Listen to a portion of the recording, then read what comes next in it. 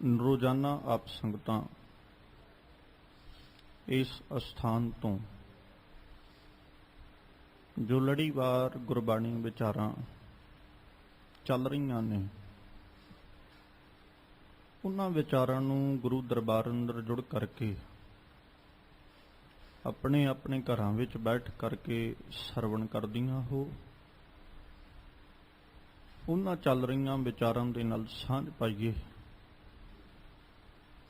ਵਿਚਾਰਾਂ ਆਰੰਭਣ ਤੋਂ ਪਹਿਲਾਂ ਸਤਿਗੁਰੂ ਜੀ ਰਹਿਮਤ ਕਰਨ, ਆਪਣਾ ਮਿਹਰ ਭਰਿਆ ਹੱਥ ਸਿਰ ਤੇ ਰੱਖਣ।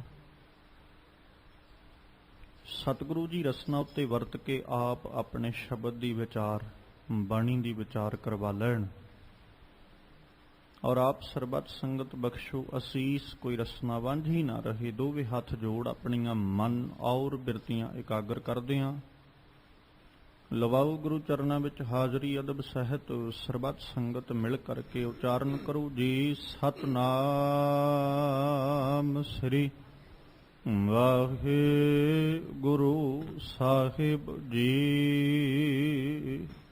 ਇੱਕ ਵਾਰ ਫਿਰ ਕਰੋ ਰਸਨਾਵਾਂ ਪਵਿੱਤਰ ਔਰ ਮਿਲ ਕੇ ਆਖੋ ਜੀ ਸਤਨਾਮ ਸ੍ਰੀ ਵਾਹਿਗੁਰੂ ਸਾਹਿਬ ਜੀ।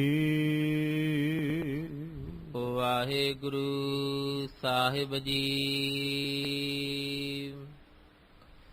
ਸਵਈਏ ਮਹੱਲੇ ਚੌਥੇ ਕੇ ਇਕ ਓੰਕਾਰ ਸਤ ਗੁਰ ਪ੍ਰਸਾਦ।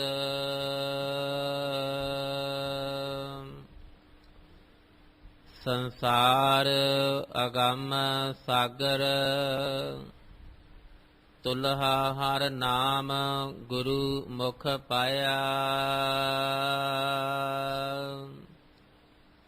ਜਗ ਜਨਮ ਮਰਨ ਭੱਗਾ ਇਹ ਆਈ ਹੀ ਹੈ ਪ੍ਰਤੀਤ।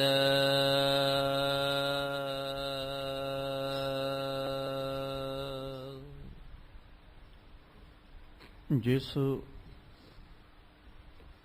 ਪਾਵਨ ਸ਼ਬਦ ਦਾ ਪਾਠ ਆਪ ਸੰਗਤ ਨੇ ਮਾਨਯੋਗ ਭਾਈ ਸਾਹਿਬ ਹੋਰਾਂ ਪਾਸੋਂ ਬੜੇ ਅਦਬ ਔਰ ਸਤਿਕਾਰ ਦੇ ਨਾਲ ਸਰਵਣ ਕੀਤਾ ਹੈ।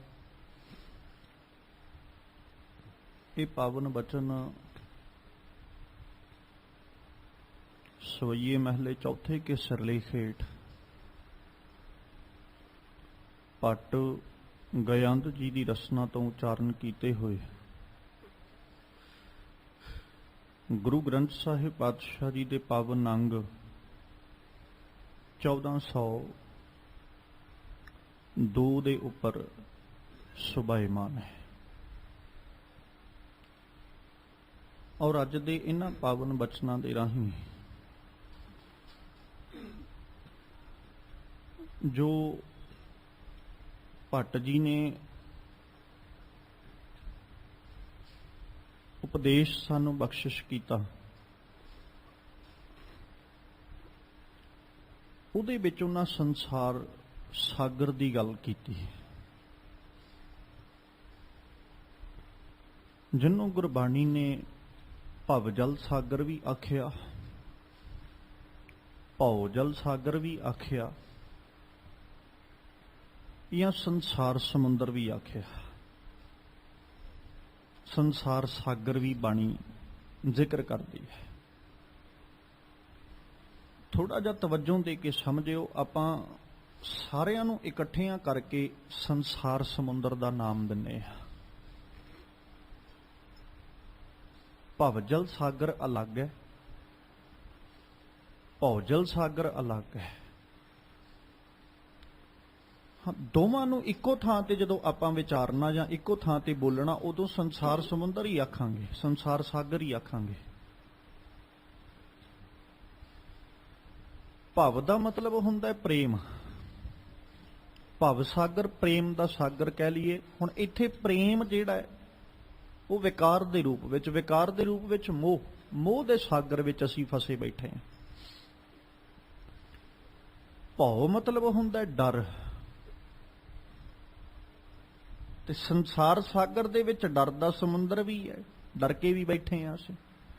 ਦੋਵੇਂ ਹੀ ਲੰਘਣੇ ਨੇ, ਮੋਹ ਦਾ ਸਾਗਰ ਵੀ ਲੰਘਣਾ ਹੈ ਤੇ ਡਰ ਦਾ ਸਾਗਰ ਵੀ ਲੰਘਣਾ ਹੈ, ਤੇ ਉਹਨੂੰ ਇਕੱਠਿਆਂ ਕਰਕੇ ਜਦੋਂ ਆਖਿਆ ਉਦੋਂ ਸੰਸਾਰ ਸਮੁੰਦਰ ਕਿਹਾ ਗਿਆ, ਸੰਸਾਰ ਸਾਗਰ ਆਖਿਆ ਗਿਆ।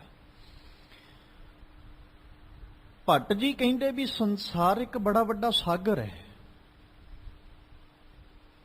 ਤੇ ਇਹ ਸਾਗਰ ਦੇ ਵਿੱਚ ਜਿਹੜੀ ਬਾਤ ਹੈ ਉਹ ਇਹ ਹੈ ਵੀ ਅਗੰਮ ਹੈ। ਇਹਦੇ ਬਾਰੇ ਦੱਸਿਆ ਕੁਝ ਨਹੀਂ ਜਾ ਸਕਦਾ ਵੀ ਕਿੱਡਾ ਕੁ ਵੱਡਾ ਜਾਂ ਕਿੰਨਾ ਕੁ ਵਿਸ਼ਾਲ ਹੈ।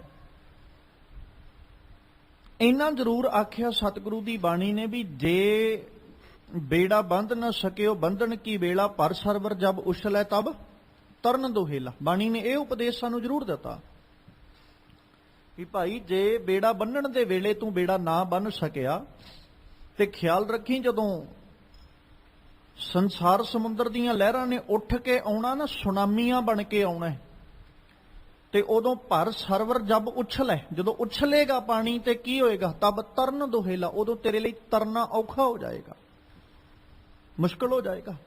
ਇਹ ਪਹਿਲੋਂ ਹੀ ਬੜਾ ਅਗੰਮ ਹੈ ਸਮੁੰਦਰ।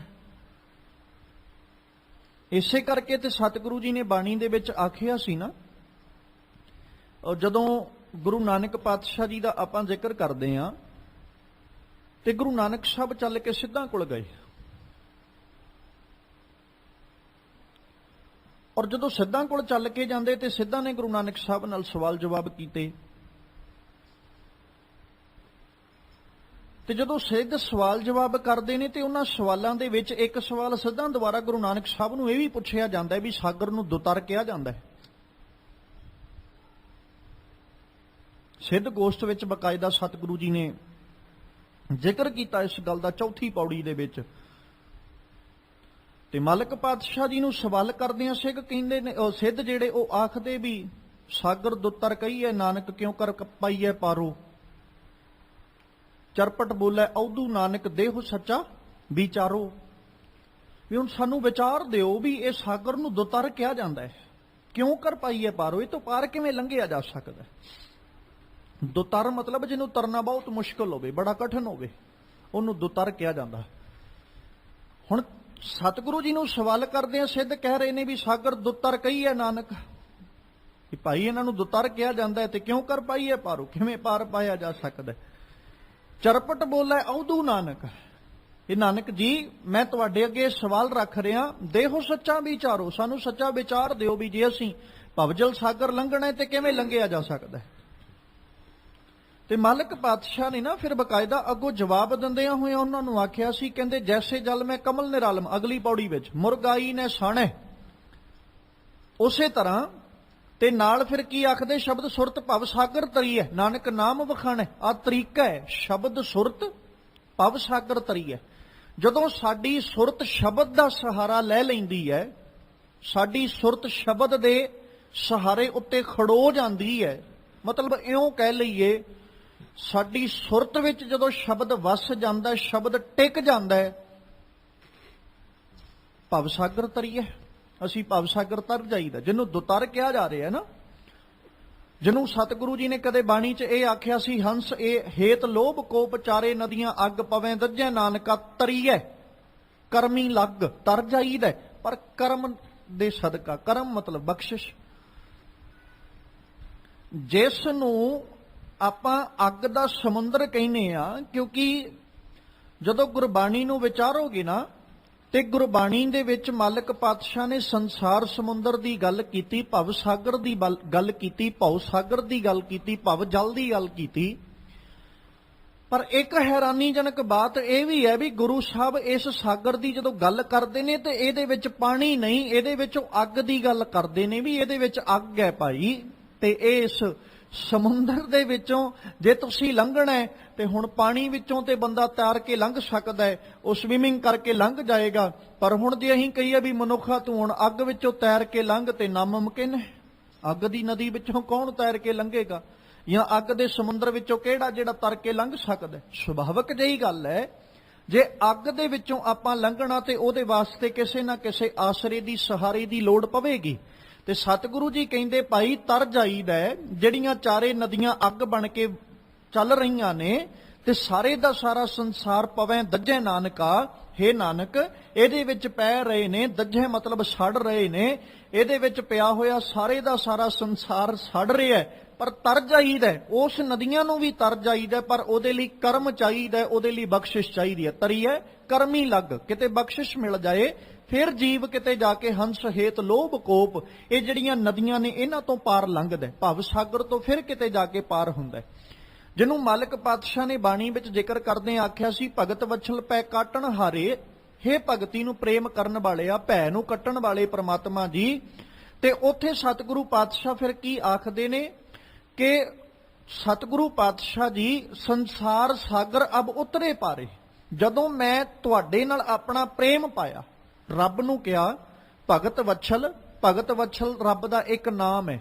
ਭਗਤ ਵਛਲ ਦਾ ਅਸਲ ਜਦੋਂ ਉਚਾਰਨ ਵੇਖੋਗੇ ਤੇ ਭਗਤ ਵਤਸਲ, ਭਗਤੀ ਨੂੰ ਪ੍ਰੇਮ ਕਰਨ ਵਾਲਾ। ਹੁਣ ਭਗਤੀ ਨੂੰ ਪ੍ਰੇਮ ਕਰਨ ਵਾਲਾ ਕੌਣ ਹੈ? ਅਕਾਲ ਪੁਰਖ ਪਰਮੇਸ਼ਵਰ। ਤੇ ਕਹਿੰਦੇ ਭਗਤ ਵਛਲ ਭੈ ਕੱਟਣ ਹਾਰੇ, ਹੇ ਮੇਰੇ ਡਰ ਨੂੰ ਕੱਟਣ ਵਾਲੇ ਮਾਲਕ ਜੀ, ਭੈ ਨੂੰ ਕੱਟਣ ਵਾਲੇ ਪ੍ਰਮਾਤਮਾ ਜੀ।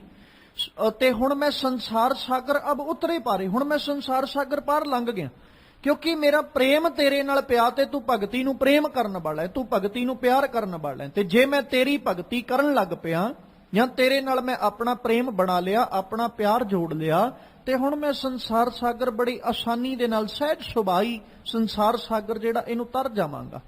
ਫਿਰ ਸਤਿਗੁਰੂ ਜੀ ਆਖਦੇ ਨੇ ਬਾਣੀ ਵਿੱਚ ਇੱਕ ਥਾਂ ਤੇ ਮਾਲਕ ਜੀ ਨੇ ਬੜਾ ਪਿਆਰਾ ਜ਼ਿਕਰ ਕੀਤਾ, ਜਿਹਨੂੰ ਆਪਾਂ ਗੁਰੂ ਅੰਗਦ ਸਾਹਿਬ ਦੀ ਰਸਨਾ ਤੋਂ ਵੀ ਪੜ੍ਹਦੇ ਹਾਂ ਤੇ ਧੰਨ ਗੁਰੂ ਅਰਜਨ ਦੇਵ ਪਾਤਸ਼ਾਹ ਜੀ ਦੀ ਰਸਨਾ ਤੋਂ ਵੀ ਪੜ੍ਹਦੇ ਹਾਂ। ਉੱਥੇ ਮਾਲਕ ਜੀ ਨੇ ਜ਼ਿਕਰ ਕਰਦੇ ਆਖਿਆ, ਨਿਫਲੰਗ ਤਸ ਜਨਮਸ ਜਾਵਤ ਬ੍ਰਹਮ ਨ ਬਿੰਦ ਤੇ ਸਾਗਰੰ ਸੰਸਾਰ ਰਸ ਗੁਰ ਪ੍ਰਸਾਦੀ ਤਰਹਿ ਕੇ। ਹੁਣ ਜੇ ਆਪਾਂ ਸੰਸਾਰ ਸਾਗਰ ਨੂੰ ਤਰਨਾ, ਸਾਗਰੰ ਸੰਸਾਰ ਰਸ, ਹੁਣ ਸਾਗਰ ਜਿਹੜਾ ਹੈ ਇਹ ਸੰਸਾਰ ਬੜਾ ਵੱਡਾ ਸਾਗਰ ਹੈ ਪਰ ਇਹਨੂੰ ਤਰਨ ਦੇ ਲਈ ਕੀ ਚਾਹੀਦਾ? ਗੁਰ ਪ੍ਰਸਾਦੀ ਤਰਹਿ ਕੇ। ਜਿਹੜਾ ਗੁਰੂ ਦੀ ਕਿਰਪਾ ਦਾ ਪਾਤਰ ਬਣ ਜਾਂਦਾ ਹੈ, ਗੁਰੂ ਦੀ ਬਖਸ਼ਿਸ਼ ਦਾ ਪਾਤਰ ਬਣ ਜਾਂਦਾ ਹੈ, ਉਹ ਸੰਸਾਰ ਸਾਗਰ ਲੰਘ ਜਾਂਦਾ ਹੈ। ਬਾਤ ਸੰਸਾਰ ਸਾਗਰ ਨੂੰ ਲੰਘਣ ਦੀ ਹੈ। ਅੱਜ ਭੱਟ ਜੀ ਨੇ ਬੜਾ ਪਿਆਰਾ ਜ਼ਿਕਰ ਕੀਤਾ, ਕਹਿੰਦੇ ਸੰਸਾਰ ਅਗੰਮ ਸਾਗਰ, ਸੰਸਾਰ ਜਿਹੜਾ ਇਹ ਅਗੰਮ ਹੈ, ਬੜਾ ਵੱਡਾ ਸਾਗਰ ਹੈ ਇਹ। ਹੁਣ ਇਹਦੇ ਵਿੱਚ ਕੀ ਹੈ? ਤੁਲਹਾ ਹਰ ਨਾਮ, ਤੁਲਹਾ ਲਫ਼ਜ਼ ਵਰਤਿਆ ਮਾਲਕ ਪਾਤਸ਼ਾਹ ਨੇ ਰੱਬ ਦੇ ਨਾਮ ਲਈ। ਹੁਣ ਜਦੋਂ ਤੁਲਹਾ ਦੇ ਅੱਖਰੀ ਅਰਥ ਕਰੋਗੇ ਨਾ ਤੇ ਤੁਲਹਾ ਦੇ ਅੱਖਰੀ ਅਰਥ ਬਣਦੇ ਜਿਹੜਾ ਬੇੜੀ ਦਰਿਆ ਦੇ ਵਿੱਚ ਹੈ ਨਾ, ਉਸ ਬੇੜੀ ਦਾ ਜਿਹੜਾ weight ਹੈ, ਭਾਰ ਜਿਹੜਾ, ਉਹਨੂੰ ਬਰਾਬਰ ਕਰਨ ਦੇ ਲਈ, ਪੈਰਲਰ ਕਰਨ ਦੇ ਲਈ ਨਾ ਉਸ ਬੇੜੀ ਵਿੱਚ ਲੱਕੜ ਦੇ ਕੁਝ ਤਖਤੇ ਜਿਹੜੇ ਮਤਲਬ ਲੱਕੜਾਂ ਦੀ ਵਰਤੋਂ ਕੀਤੀ ਜਾਂਦੀ ਤਾਂ ਜੋ ਬੈਲੈਂਸ ਜਿਹੜਾ ਉਹ ਪੈਰਲਲ ਰਵੇ, ਭਾਰ ਬਰਾਬਰ ਰਵੇ। ਤੇ ਉਹਨੂੰ ਕਿਹਾ ਜਾਂਦਾ ਤੁਲਹਾ, ਉਹਦੇ ਲਈ ਲਫ਼ਜ਼ ਵਰਤਿਆ ਜਾਂਦਾ। ਜਿਹੜੇ ਸੌਖੇ ਜਿਹੇ ਲਫ਼ਜ਼ਾਂ 'ਚ ਕਹਿ ਲਈਏ, ਉਹ ਵਸਤੂ ਜਿਹੜੀ ਜਹਾਜ਼ ਦੇ ਵਿੱਚ, ਜਦੋਂ ਜਹਾਜ਼ ਦਰਿਆ ਦੇ ਅੰਦਰ ਹੈ, ਸਮੁੰਦਰੀ ਜਹਾਜ਼ ਪਾਣੀ ਦੇ ਵਿੱਚ, ਬੇੜੀ ਜਦੋਂ ਪਾਣੀ ਦੇ ਵਿੱਚ ਹੈ, ਉਹ ਪਾਣੀ ਦੇ ਅੰਦਰ ਬੇੜੀ ਦਾ ਭਾਰ ਪੈਰਲਰ ਕਰਨ ਵਾਸਤੇ ਜਿਹੜੀ ਵਸਤੂ ਦੀ ਵਰਤੋਂ ਕੀਤੀ ਜਾਂਦੀ ਹੈ, ਜਿਹੜੇ ਪਦਾਰਥ ਨੂੰ ਵਰਤਿਆ ਜਾਂਦਾ, ਉਹਨੂੰ ਤੁਲਹਾ ਕਿਹਾ ਜਾਂਦਾ ਹੈ। ਰੱਬ ਦਾ ਨਾਮ ਕੀ ਹੈ? ਸਾਡੇ ਲਈ ਤੁਲਹ ਹੈ, ਜਿਨਨੇ ਸਾਡਾ ਸੰਸਾਰ ਸਾਗਰ ਵਿੱਚੋਂ ਪਾਰ ਲੰਘਦੇ ਸਮੇਂ ਭਾਰ ਨੂੰ ਬਰਾਬਰ ਕਰਨਾ, ਪੈਰਲਰ ਕਰਨਾ, ਬੈਲੈਂਸ ਸਾਡਾ, ਤੇ ਫਿਰ ਅਸੀਂ ਕਿਤੇ ਜਾ ਕੇ ਸੰਸਾਰ ਸਾਗਰ ਤੋਂ ਪਾਰ ਲੰਘਣਾ। ਗੁਰੂ ਸਾਹਿਬ ਜੀ ਦੀ ਸ਼ੋਭਾ ਵਿੱਚ ਹੁਣ ਇੱਥੇ ਖਿਆਲ ਕਰਿਓ, ਇਹ ਜਿਹੜੀ ਵਡਿਆਈ ਕਰ ਰਹੇ ਨੇ ਭੱਟ ਗਯੰਦ ਜੀ, ਉਹ ਗੁਰੂ ਰਾਮਦਾਸ ਸਾਹਿਬ ਦੀ ਕਰ ਰਹੇ। ਸਤਿਗੁਰੂ ਚੌਥੇ ਪਾਤਸ਼ਾਹ ਧੰਨ ਗੁਰੂ ਰਾਮਦਾਸ ਸੋਢੀ ਸੁਲਤਾਨ ਜਿਨ੍ਹਾਂ ਨੂੰ ਆਪਾਂ ਆਖਦੇ ਹਾਂ, ਉਹਨਾਂ ਦੀ ਸ਼ੋਭਾ ਗੁਰੂ ਸਾਹਿਬ ਜੀ ਦੀ ਭੱਟ ਗਯੰਦ ਜੀ ਕਰ ਰਹੇ। ਤੇ ਕਹਿੰਦੇ ਹਰ ਨਾਮ ਗੁਰੂ ਮੁਖ ਪਾਇਆ, ਗੁਰੂ ਨੇ ਕਿਰਪਾ ਕਰਕੇ ਸਾਡੇ ਮੁਖ ਵਿੱਚ, ਭਾਵ ਸਾਨੂੰ ਅਕਾਲ ਪੁਰਖ ਪਰਮੇਸ਼ਵਰ ਦਾ ਜਿਹੜਾ ਨਾਮ ਹੈ ਉਹ ਬਖਸ਼ਿਸ਼ ਕੀਤਾ, ਉਹ ਦੇ ਦਿੱਤਾ। ਆਪ ਕਿਰਪਾ ਕਰਕੇ ਉਹਨਾਂ ਨੇ ਤੁਲਹਾ ਜਿਹੜਾ ਨਾ ਸਾਨੂੰ ਦਿੱਤਾ, ਵੀ ਤਾਂ ਜੋ ਅਸੀਂ ਸੰਸਾਰ ਸਮੁੰਦਰ, ਸੰਸਾਰ ਸਾਗਰ ਜਿਹੜਾ ਹੈ, ਇਹਨੂੰ ਆਸਾਨੀ ਦੇ ਨਾਲ ਪਾਰ ਕਰ ਸਕੀਏ, ਇਹਨੂੰ ਆਸਾਨੀ ਨਾਲ ਲੰਘ ਸਕੀਏ।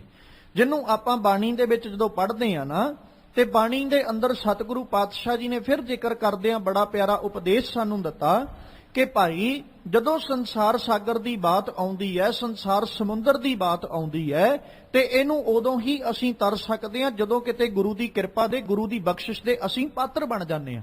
ਉਸ ਤੋਂ ਬਿਨਾਂ ਅਸੀਂ ਚਾਹੇ ਜਿਹੜਾ ਮਰਜ਼ੀ ਯਤਨ, ਜਿਹੜਾ ਮਰਜ਼ੀ ਢੰਗ ਵਰਤ ਲਈਏ।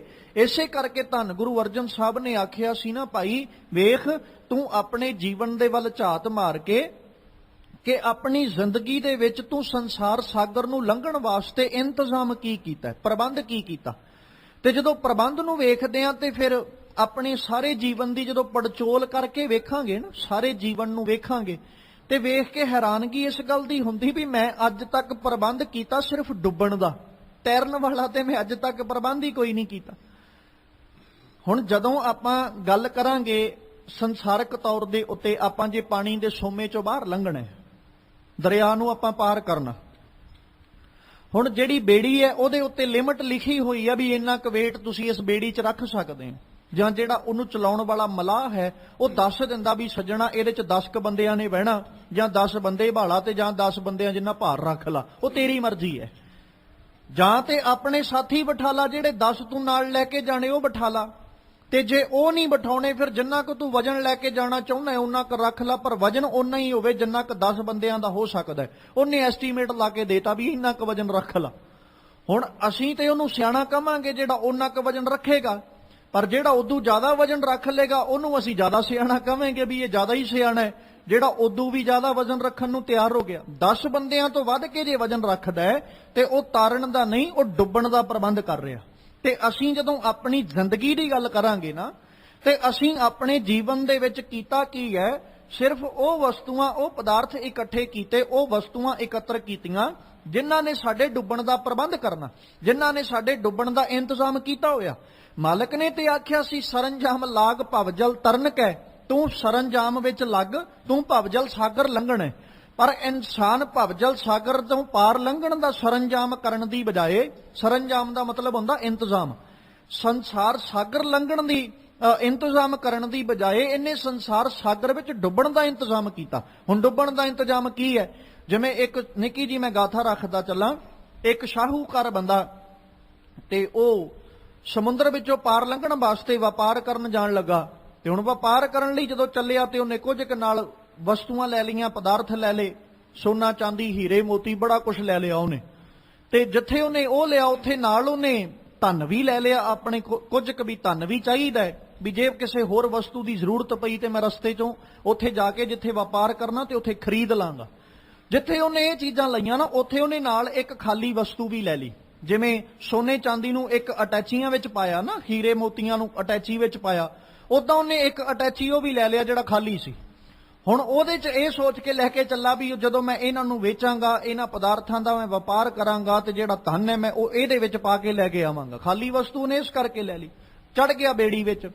ਹੁਣ ਜਦੋਂ ਬੇੜੀ 'ਚ ਚੜਿਆ ਤੇ ਬੜੀ ਉਮੀਦ ਲੈ ਕੇ ਚੱਲਿਆ ਵੀ ਮੈਂ ਸਾਗਰ ਦੇ ਦੂਜੇ ਕਿਨਾਰੇ ਜਾ ਕੇ ਵਪਾਰ ਕਰਾਂਗਾ, ਉੱਥੇ ਵਪਾਰ ਕਰਕੇ ਵਸਤੂਆਂ ਵੇਚ ਕੇ ਧਨ ਦੌਲਤ ਵਾਪਸ ਘਰੇ ਲੈ ਕੇ ਆਵਾਂਗਾ, ਮੈਂ ਬੜਾ ਵੱਡਾ ਸ਼ਾਹੂਕਾਰ, ਬੜਾ ਵੱਡਾ ਵਪਾਰੀ ਬਣ ਜਾਣਾ, ਲੋਕ ਮੇਰਾ ਨਾਮ ਨਾ ਜਾਣਨਗੇ।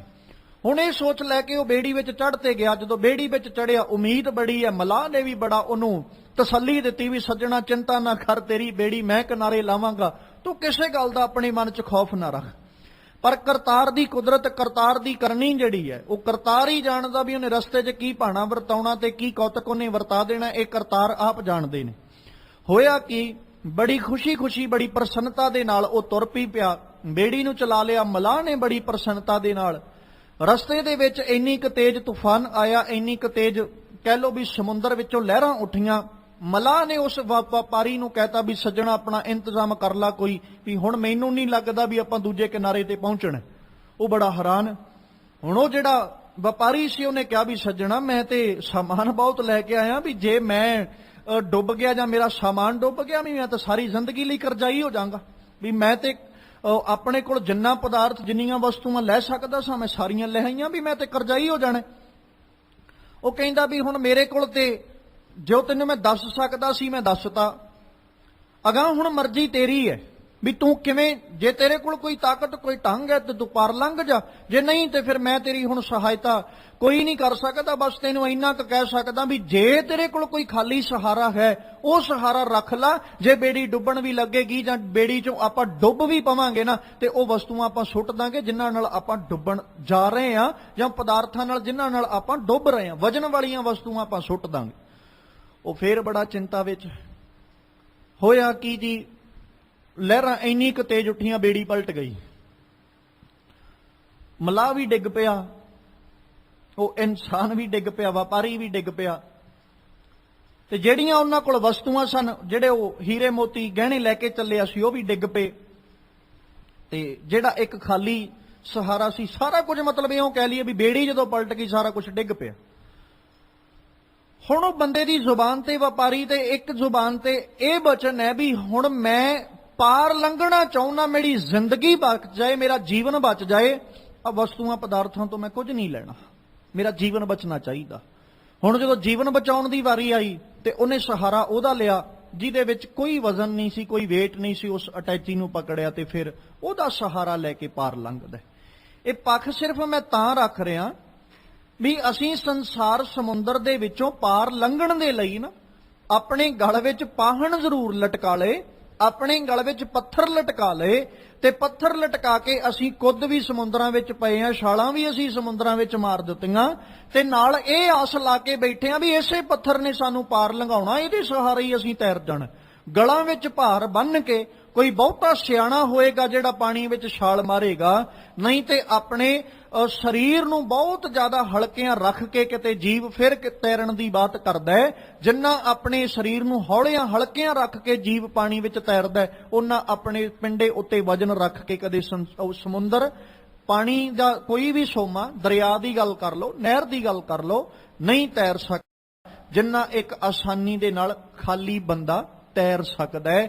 ਤੇ ਅਸੀਂ ਸੰਸਾਰ ਸਾਗਰ ਵਿੱਚੋਂ ਲੰਘਣ ਦੇ ਲਈ ਇੰਤਜ਼ਾਮ ਤੇ ਸ਼ਾਇਦ ਕੀਤਾ ਹੋਵੇ, ਪਰ ਡੁੱਬਣ ਦਾ ਪ੍ਰਬੰਧ ਅਸੀਂ ਸਾਰਾ ਕਰ ਬੈਠੇ ਆ, ਕਿਉਂਕਿ ਅਸੀਂ ਕੇਵਲ ਤੇ ਕੇਵਲ ਮਾਲ ਧਨ ਜੋੜਿਆ, ਅਸੀਂ ਸਿਰਫ ਆਪਣੇ ਕੋਲ ਪਦਾਰਥ ਜੋੜੇ, ਅਸੀਂ ਸਿਰਫ ਆਪਣੇ ਕੋਲ ਉਹਨਾਂ ਵਸਤੂਆਂ ਨੂੰ ਜੋੜਿਆ ਜਿਹੜੀਆਂ ਵਸਤੂਆਂ ਨੇ ਨਾ ਸਾਡੇ ਕੰਮ ਆਉਣਾ, ਨਾ ਸਾਡੇ ਕਿਸੇ ਲੇਖੇ ਵਿੱਚ ਪੈਣੀਆਂ। ਉਹਨਾਂ ਪਦਾਰਥਾਂ ਨੂੰ ਜੋੜ ਕੇ ਆਪਣੇ ਕਰਮਾਂ ਦਾ ਭਾਰ ਅਸੀਂ ਆਪਣੇ ਸਿਰ ਉੱਤੇ ਇੰਨਾ ਕੁ ਚੁੱਕ ਲਿਆ, ਜੇ ਉਹਨਾਂ ਵਸਤੂਆਂ ਨੂੰ ਪਾਸੇ ਵੀ ਕਰ ਦਈਏ ਨਾ ਤੇ ਸਾਡੇ ਕਰਮਾਂ ਦਾ ਭਾਰ ਇੰਨਾ ਕੁ ਜ਼ਿਆਦਾ ਵੀ ਉਹ ਸੰਸਾਰ ਸਮੁੰਦਰ ਚੋਂ ਸਾਨੂੰ ਪਾਰ ਨਹੀਂ ਲੰਘਣ ਦੇਣਗੇ। ਅਸੀਂ ਉਹਨਾਂ ਕਰਮਾਂ ਕਰਕੇ ਹੀ ਸ਼ਾਇਦ ਡੁੱਬ ਜਾਈਏ ਜਿਹੜੇ ਕਰਮ ਅਸੀਂ ਆਪਣੇ ਜੀਵਨ ਵਿੱਚ ਕਮਾ ਬੈਠੇ ਆ। ਪਾਪਾਂ ਦੀ ਪੰਡ ਜਿਹੜੀ ਅਸੀਂ ਆਪਣੇ ਸਿਰ ਤੇ ਚੁੱਕੀ ਹੋਈ ਹੈ, ਤੇ ਉਹ ਕਰਮਾਂ ਦੀ ਭਾਰ, ਕਰਮਾਂ ਦੀ ਪੰਡ ਜੋ ਸਿਰ ਤੇ ਚੁੱਕ ਕੇ ਅਸੀਂ ਤਾਰਨ ਦੀ ਉਮੀਦ ਰੱਖ ਕੇ ਬੈਠੇ ਆ, ਕਦਾ ਚਿੱਤ ਵੀ ਹੋ ਸਕਦਾ ਅਸੀਂ ਉਸ ਸੰਸਾਰ ਸਮੁੰਦਰ ਵਿੱਚੋਂ ਪਾਰ ਨਾ ਲੰਘੀਏ। ਅੱਜ ਭੱਟ ਜੀ ਕਹਿੰਦੇ ਭਾਈ ਸੌਖਾ ਜਿਹਾ ਤਰੀਕਾ ਇਹੀ ਹੈ, ਸੰਸਾਰ ਅਗੰਮ ਸਾਗਰ ਹੈ, ਹਰ ਨਾਮ ਤੁਲਹਾ, ਰੱਬ ਦਾ ਨਾਮ ਤੁਲਹਾ ਹੈ, ਗੁਰੂ ਮੁਖ ਪਾਇਆ, ਗੁਰੂ ਜੇ ਕਿਰਪਾ ਕਰਕੇ ਕਿਤੇ ਇਹ ਨਾਮ ਦੀ ਦਾਤ ਦੇ ਦਏ ਫਿਰ ਅਸੀਂ ਸੰਸਾਰ ਸਮੁੰਦਰ ਲੰਘ ਸਕਦੇ ਹਾਂ। ਕਿਉਂਕਿ ਜਗ ਜਨਮ ਮਰਨ ਭਗਾ ਇਹ ਆਈ ਹੀ ਹੈ ਪ੍ਰਤੀਤ। ਜਿਹੜਾ ਜਗਤ ਹੈ ਨਾ, ਇਹ ਕੀ ਹੈ? ਜਨਮ ਅਤੇ ਮਰਨ ਦਾ ਸਿਲਸਿਲਾ ਜਗਤ ਵਿੱਚ ਚੱਲਦਾ। ਇੱਥੇ ਖੇਡ ਇਹ ਹੈ ਕਿ ਉਸ ਰੱਬ ਦੇ ਭੇਜੇ ਹੋਏ ਕਈ ਆਉਂਦੇ ਨੇ ਤੇ ਕਈ ਸੰਸਾਰ ਤੋਂ ਜਾਂਦੇ ਨੇ। ਰੱਬ ਭੇਜ ਰਿਹਾ, ਆ ਰਹੇ, ਰੱਬ ਸੱਦ ਰਿਹਾ ਤੇ ਜਾ ਰਹੇ।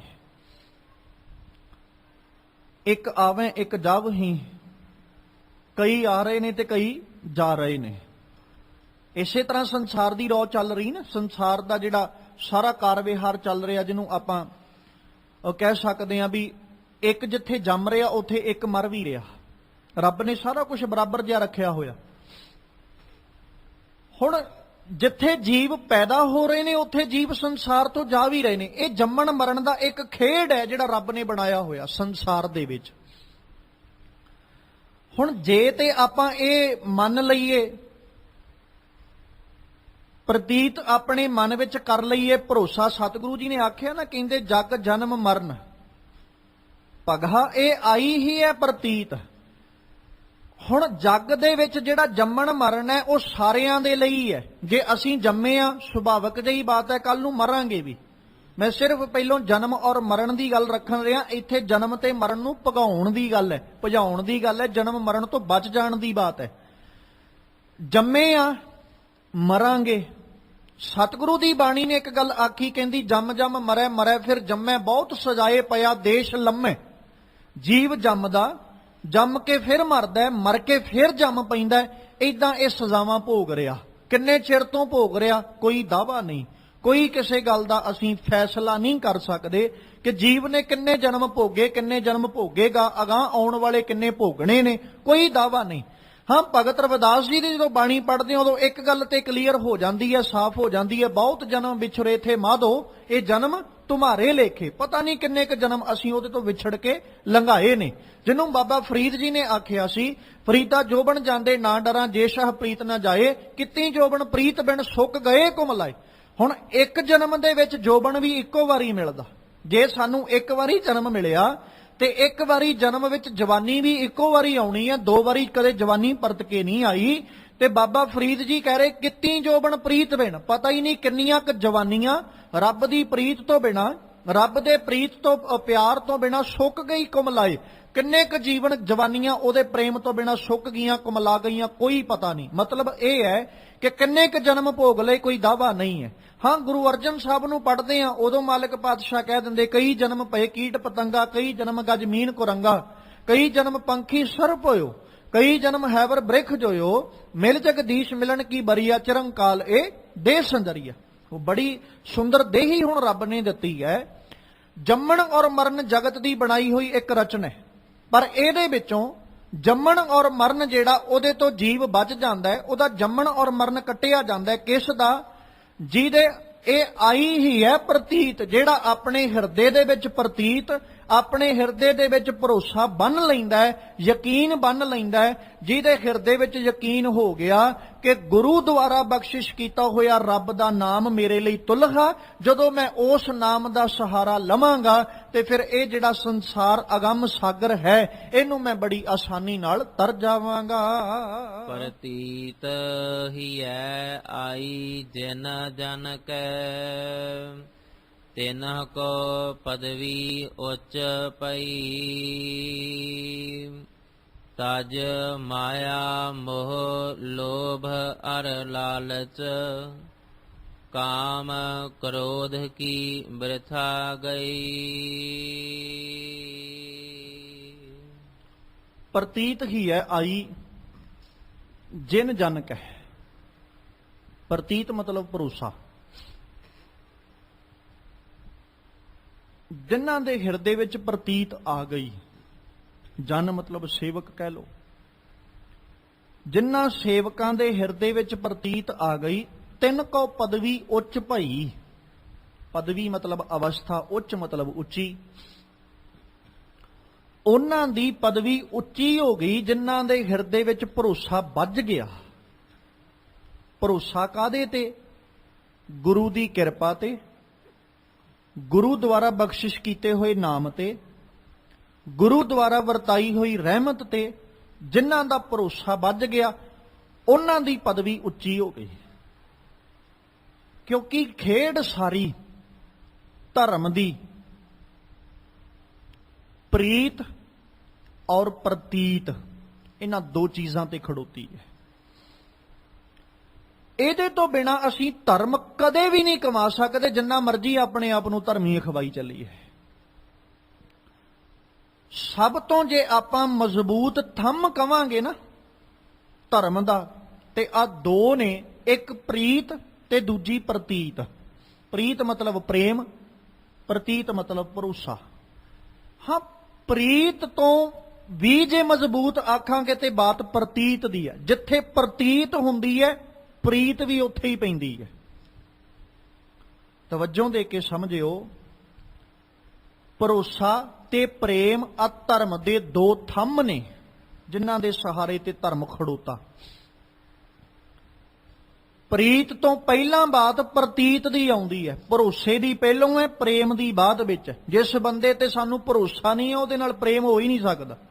ਜੇ ਸੰਸਾਰਕ ਤੌਰ ਤੇ ਵੀ ਵੇਖਾਂਗੇ ਨਾ, ਤੇ ਜਿਸ ਬੰਦੇ ਤੇ ਭਰੋਸਾ ਨਹੀਂ ਹੈ ਉਹਦੇ ਨਾਲ ਅਸੀਂ ਪ੍ਰੇਮ, ਉਹਦੇ ਨਾਲ ਅਸੀਂ ਪਿਆਰ ਕਿਵੇਂ ਕਰ ਲਾਂਗੇ? ਸਾਨੂੰ ਭਰੋਸਾ ਹੀ ਨਹੀਂ ਉਸ ਬੰਦੇ ਦੇ ਉੱਤੇ। ਜਿਹਦੇ ਉੱਤੇ ਭਰੋਸਾ ਹੈ ਉਹਦੇ ਉੱਤੇ ਅਸੀਂ ਪ੍ਰੇਮ ਵੀ ਜਿਹੜਾ ਉਹ ਜ਼ਾਹਰ ਕਰਦੇ ਹਾਂ, ਪਿਆਰ ਵੀ ਜ਼ਾਹਰ ਕਰਦੇ ਹਾਂ ਵੀ ਕੋਈ ਗੱਲ ਨਹੀਂ, ਸਾਨੂੰ ਯਕੀਨ ਹੈ ਇਹਦੇ ਉੱਤੇ।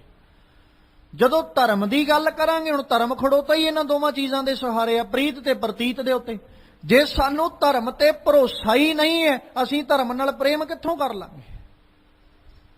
ਅੱਜ ਦੇ ਸਮੇਂ 'ਚ ਇਸ ਗੱਲ ਦੀ ਬਹੁਤ ਕਮੀ ਹੈ। ਅਸੀਂ ਆਪਣਾ ਪ੍ਰੇਮ ਤੇ ਧਰਮ ਨਾਲ ਵਿਖਾਉਂਦੇ ਆ ਜੀ, ਸਾਡਾ ਧਰਮ ਨਾਲ ਬਹੁਤ ਪਿਆਰ ਹੈ, ਅਸੀਂ ਬੜਾ ਪ੍ਰੇਮ ਕਰਦੇ ਹਾਂ ਧਰਮ ਨਾਲ, ਬੜੇ ਧਰਮੀ ਆ ਅਸੀਂ। ਪਰ ਸ਼ਾਇਦ ਇਹ ਦਿਖਾਉਣ ਤੋਂ ਅਸੀਂ ਕਿਤੇ ਪਿੱਛੇ ਰਹਿ ਗਏ ਵੀ ਸਾਨੂੰ ਭਰੋਸਾ ਵੀ ਹੈ ਧਰਮ ਤੇ। ਤੇ ਜਦੋਂ ਅਸੀਂ ਪ੍ਰੇਮ ਵਿਖਾਉਂਦੇ ਆ ਨਾ, ਖਿਆਲ ਕਰਿਓ ਇੱਕ ਥੋੜਾ ਜਿਹਾ, ਹੁਣ ਇੱਥੇ ਸਮਝਿਓ, ਪ੍ਰੇਮ ਵੀ ਉੱਥੇ ਹੀ ਵਿਖਾਉਣ ਦੀ ਲੋੜ ਪੈਂਦੀ ਹੈ, ਜ਼ਰੂਰਤ ਪੈਂਦੀ ਹੈ ਜਿੱਥੇ ਪਤਾ ਵੀ ਹੈ ਕੋਈ ਨਹੀਂ, ਵਿਖਾਵਾ ਕਰਕੇ ਸ਼ਾਇਦ ਮੈਂ ਸਾਬਤ ਕਰ ਸਕਾਂ ਵੀ ਮੇਰਾ ਪ੍ਰੇਮ ਹੈ। ਜਦੋਂ ਭਰੋਸਾ ਹੋਏਗਾ ਨਾ, ਟਰਸਟ ਹੋਏਗਾ, ਵਿਸ਼ਵਾਸ ਹੋਏਗਾ, ਪ੍ਰਤੀਤ ਹੋਏਗੀ, ਉਦੋਂ ਪ੍ਰੇਮ ਵਿਖਾਉਣ ਦੇ ਜਿਹੜੀ ਲੋੜ ਹੈ, ਜ਼ਰੂਰਤ ਹੈ, ਉਹ ਨਹੀਂ ਪਏਗੀ। ਹੁਣ ਸੌਖੇ ਜਿਹੇ ਲਫ਼ਜ਼ਾਂ 'ਚ ਜੇ ਆਪਾਂ ਸਮਝਣਾ ਤੇ ਇਤਿਹਾਸ ਸਾਡੇ ਸਾਹਮਣੇ ਹੈ। ਗੁਰੂ ਕੇ ਸਿੱਖਾਂ ਦੀ ਗੁਰੂ ਉੱਤੇ ਪ੍ਰਤੀਤ ਹੈ, ਭਰੋਸਾ ਹੈ।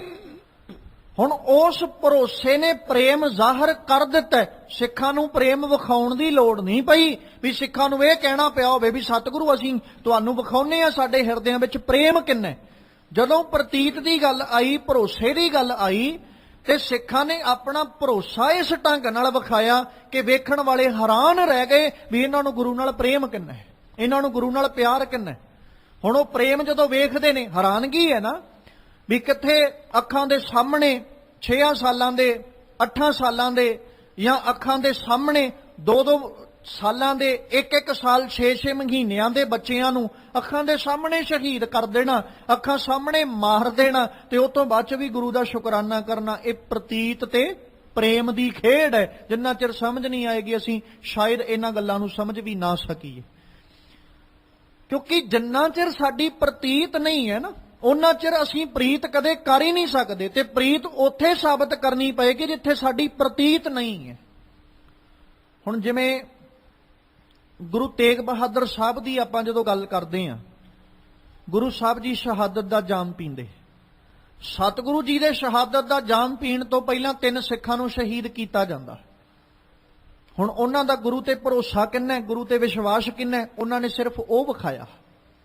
ਮਤਲਬ ਪ੍ਰਤੀਤ ਕਿੰਨੀ ਹੈ ਉਹ ਵਿਖਾਇਆ, ਪ੍ਰੇਮ ਨਹੀਂ ਵਿਖਾਉਣ ਦੀ ਲੋੜ ਪਈ। ਪ੍ਰੇਮ ਤੇ ਵੇਖਣ ਵਾਲੇ ਨੂੰ ਪਤਾ ਲੱਗਿਆ ਵੀ ਕਿੰਨਾ ਪਿਆਰ ਹੈ। ਗੁਰੂ ਤੋਂ ਆਪਣਾ ਆਪ ਵੀ ਵਾਰ ਸਕਦੇ ਨੇ। ਤੇ ਅਗਲਿਆਂ ਨੇ ਕਿਹਾ ਵੀ ਛੱਡ ਦਿਓ ਗੁਰੂ ਨੂੰ, ਕਹਿੰਦੇ ਜੀ ਨਹੀਂ ਛੱਡ ਸਕਦੇ, ਕਰ ਲਓ ਤੁਸੀਂ ਕੀ ਕਰਨਾ। ਕਹਿੰਦੇ ਵੀ ਹੋ ਸਕਦਾ ਤੁਹਾਨੂੰ ਮਾਰ ਦਿੱਤਾ ਜਾਏ, ਕਹਿੰਦੇ ਮਰਨਾ ਮਨਜ਼ੂਰ ਹੈ। ਇਹ ਪ੍ਰਤੀਤ ਹੀ ਹੈ। ਜੇ ਭਰੋਸਾ ਨਾ ਹੁੰਦਾ ਤੇ ਫਿਰ ਕੀ, ਮੰਨ ਲਓ ਆਪਾਂ ਕਿਸੇ ਇਨਸਾਨ ਦੇ ਨਾਲ ਕੋਈ ਕਾਰਜ ਕਰਨ ਵਾਸਤੇ ਗਏ ਹਾਂ, ਰਸਤੇ ਵਿੱਚ ਸਾਨੂੰ ਸਹਾਇਤਾ ਦੀ ਲੋੜ ਪੈ ਗਈ, ਜ਼ਰੂਰਤ ਪੈ ਗਈ। ਹੁਣ ਉਸ ਇਨਸਾਨ ਦੇ ਪ੍ਰਤੀ ਸਾਨੂੰ ਪੁੱਛਿਆ ਗਿਆ ਕਿ ਤੈਨੂੰ ਇਹ ਤੇ ਭਰੋਸਾ ਹੈ, ਤੇ ਜੇ ਤੇ ਹੋਏਗਾ ਫਿਰ ਤੇ ਅਸੀਂ ਕਹਿ ਦਾਂਗੇ ਵੀ ਹਾਂ ਭਾਈ ਭਰੋਸਾ ਹੈ, ਤੇ ਜੇ ਨਾ ਹੋਇਆ ਹਾਮੀ ਭਰਾਂਗੇ ਅਸੀਂ। ਅੱਜ ਦੇ ਸਮੇਂ 'ਚ ਤੇ ਕਹਿਣਾ ਪਏਗਾ ਵੀ ਕਿਸੇ ਇਨਸਾਨ ਦੀ ਹਾਮੀ ਸ਼ਾਇਦ ਨਾ ਹੀ ਭਰੀਏ ਤੇ ਚੰਗਾ, ਕਿਉਂਕਿ ਅੱਜ ਦੇ ਸਮੇਂ 'ਚ ਸੰਸਾਰ ਭਰੋਸੇ ਦੇ ਕਾਬਿਲ ਨਹੀਂ ਹੈ। ਕਿਉਂਕਿ ਅੱਜ ਦੇ ਸਮੇਂ ਵਿੱਚ ਸੰਸਾਰ ਸੈਲਫਿਸ਼ਨੈਸ ਦੇ ਤੌਰ ਉੱਤੇ ਜਿਉ ਰਿਹਾ, ਸਿਰਫ ਕਪਟ ਦੇ ਆਧਾਰ ਉੱਤੇ ਜਿਉ ਰਿਹਾ, ਇਹ ਤੋਂ ਵੱਧ ਕੇ ਕੁਝ ਨਹੀਂ। ਮਤਲਬ ਪ੍ਰਸਤ ਹੋ ਕੇ ਸੰਸਾਰ ਜੀਵਤ ਜਿਉ ਰਿਹਾ, ਇਹਦੇ 'ਚ ਕੋਈ ਦੋ ਰਾਮਾ ਨਹੀਂ। ਹਰ ਇਨਸਾਨ ਆਪਣੇ ਆਪੇ ਬਾਰੇ ਸੋਚ ਰਿਹਾ, ਦੂਜੇ ਦੇ ਬਾਰੇ ਨਹੀਂ। ਹਾਲਾਂਕਿ ਗੁਰੂ ਨਾਨਕ ਨੇ ਸਾਨੂੰ ਪਹਿਲੋਂ ਸੰਸਾਰ ਬਾਰੇ ਸੋਚਣ ਦੀ ਬਾਤ ਦੱਸੀ, ਆਪਣੇ ਬਾਰੇ ਬਾਅਦ ਵਿੱਚ। ਪਹਿਲੋਂ ਸਾਨੂੰ ਲੋਕਾਈ ਦੇ ਬਾਰੇ ਸੋਚਣ ਦੀ ਗੱਲ ਕੀਤੀ, ਆਪਣੇ ਬਾਰੇ ਵਿੱਚ ਬਾਅਦ ਵਿੱਚ ਸਤਿਗੁਰੂ ਜੀ ਸਾਨੂੰ ਸੋਚਣ ਦੀ ਜਿਹੜੀ ਵਿਚਾਰ ਉਹ ਦਿੰਦੇ। ਖੈਰ, ਜਿਨ੍ਹਾਂ ਦੇ ਹਿਰਦੇ ਵਿੱਚ ਪ੍ਰਤੀਤ ਆ ਗਈ, 3 ਕਉ ਪਦਵੀ ਉੱਚ ਪਈ, ਉਹਨਾਂ ਦੀ ਪਦਵੀ ਉੱਚੀ ਹੋ ਗਈ, ਕਿਉਂਕਿ ਪ੍ਰਤੀਤ ਬਣ ਗਈ, ਹਿਰਦੇ 'ਚ ਭਰੋਸਾ ਬਣ ਗਿਆ।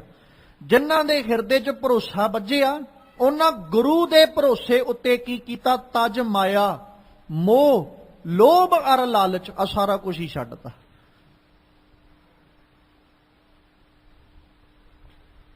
ਜਿਹੜਾ ਪੱਖ ਮੈਂ ਤੁਹਾਡੇ ਅੱਗੇ ਰੱਖ ਰਿਹਾ ਸਾਂ, ਗੁਰੂ ਤੇਗ ਬਹਾਦਰ ਸਾਹਿਬ ਨਾਲ ਸ਼ਹੀਦ ਹੋਏ 3 ਸਿੱਖਾਂ ਅੱਗੇ ਧਨ ਦਾ ਆਫਰ ਵੀ ਰੱਖਿਆ ਗਿਆ,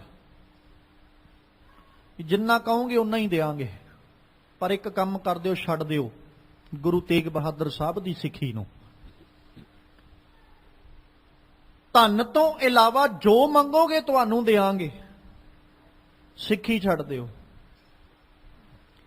ਜ਼ਿੰਦਗੀਆਂ ਵੀ ਬਖਸ਼ ਦੇਵਾਂਗੇ, ਜਾਨਾਂ ਵੀ ਬਖਸ਼ ਦੇਵਾਂਗੇ, ਸਿਰਫ ਸਿੱਖੀ ਛੱਡ ਦਿਓ। ਦੂਜੀ ਸ਼ਰਤ ਹੀ ਕੋਈ ਨਹੀਂ, ਗੁਰੂ ਤੋਂ ਭਰੋਸਾ ਚੱਕ ਲਓ, ਆਪਣਾ ਭਰੋਸਾ ਛੱਡ ਦਿਓ।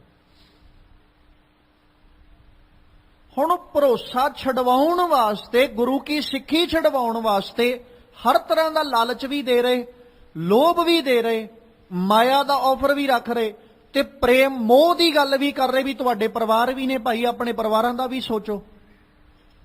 ਹੁਣ ਇੱਕੋ ਬਾਤ ਹਿਰਦੇ ਵਿੱਚ ਹੈ ਵੀ ਜੇ ਗੁਰੂ ਹੈ ਮਾਇਆ ਦੀ ਕੋਈ ਕਮੀ ਨਹੀਂ, ਜੇ ਗੁਰੂ ਹੈ ਤੇ ਪਰਿਵਾਰ ਨੂੰ ਵੀ ਆਪੇ ਹੀ ਸਾਂਭੇਗਾ, ਤੇ ਜੇ ਗੁਰੂ ਹੈ ਨਾ ਸਾਨੂੰ ਕਿਸੇ ਧਨ ਦੀ ਲੋੜ ਹੈ, ਨਾ ਕਿਸੇ ਪਦਾਰਥਾਂ ਦੀ ਲੋੜ, ਤੇ ਜੇ ਗੁਰੂ ਸਾਡੇ ਕੋਲ ਹੈ ਇੱਥੋਂ ਤੱਕ ਸਾਨੂੰ ਜੀਵਨਾਂ ਦੀ ਵੀ ਲੋੜ ਨਹੀਂ। ਜੇ ਗੁਰੂ ਦੇ ਕੋਲ ਰਹਿੰਦਿਆਂ ਸਾਨੂੰ ਮੌਤ ਵੀ ਆ ਜਾਏ, ਇਦੋਂ ਵੱਧ ਕੇ ਸਾਡੀ ਖੁਸ਼ਨਸੀਬੀ ਕੀ ਹੋ ਸਕਦੀ। ਆ ਭਰੋਸਾ ਜਿਨ੍ਹਾਂ ਨੇ ਆਪਣੇ ਹਿਰਦੇ ਵਿੱਚ ਪ੍ਰਤੀਤ ਕੀਤੀ, ਉਹਨਾਂ ਕੀ ਕੀਤਾ, ਤਜ ਮਾਇਆ ਨੂੰ ਛੱਡ ਦਿੱਤਾ, ਮੋਹ ਲੋਭ ਅਰ ਲਾਲਚ ਇਹ ਸਾਰਾ ਕੁਝ ਤਿਆਗ ਦਿੱਤਾ, ਔਰ ਕਾਮ ਕ੍ਰੋਧ ਕੀ ਬ੍ਰਿਥਾ ਗਈ।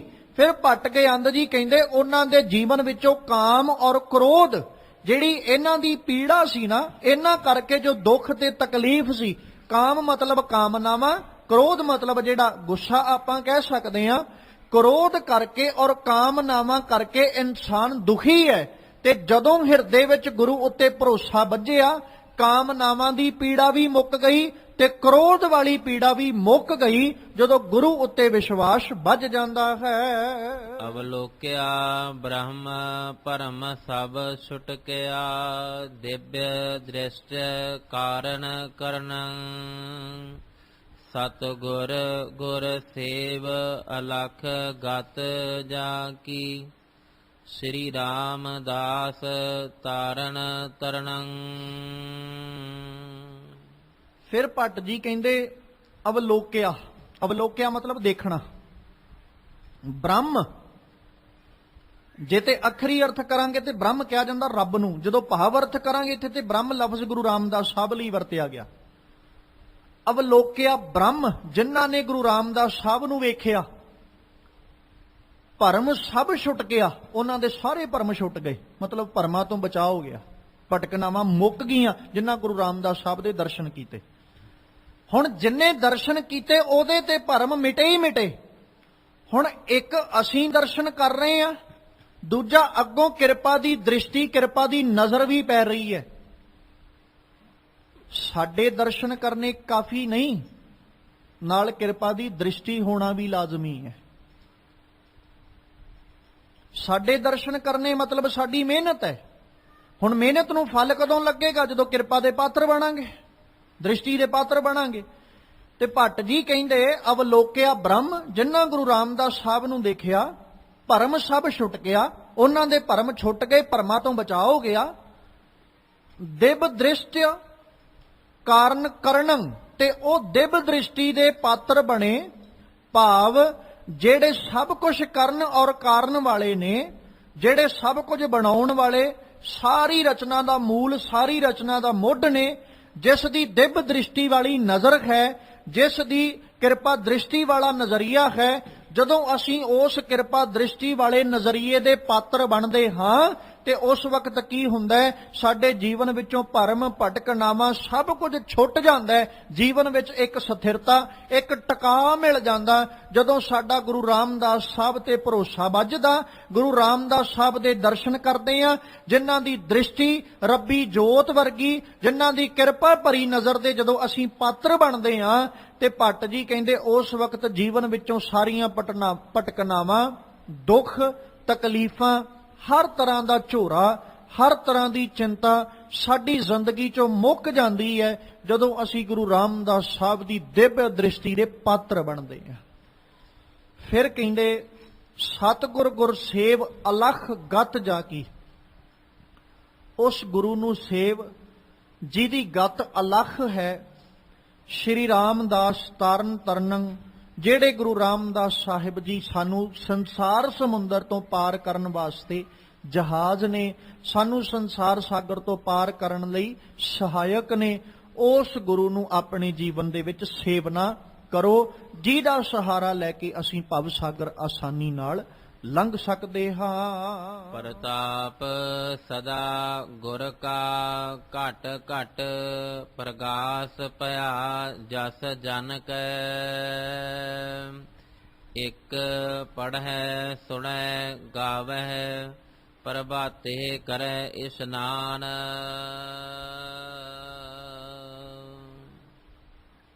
ਫਿਰ ਭੱਟ ਜੀ ਨੇ ਅਗਲੇ ਸਵਈਏ 'ਚ ਜ਼ਿਕਰ ਕੀਤਾ,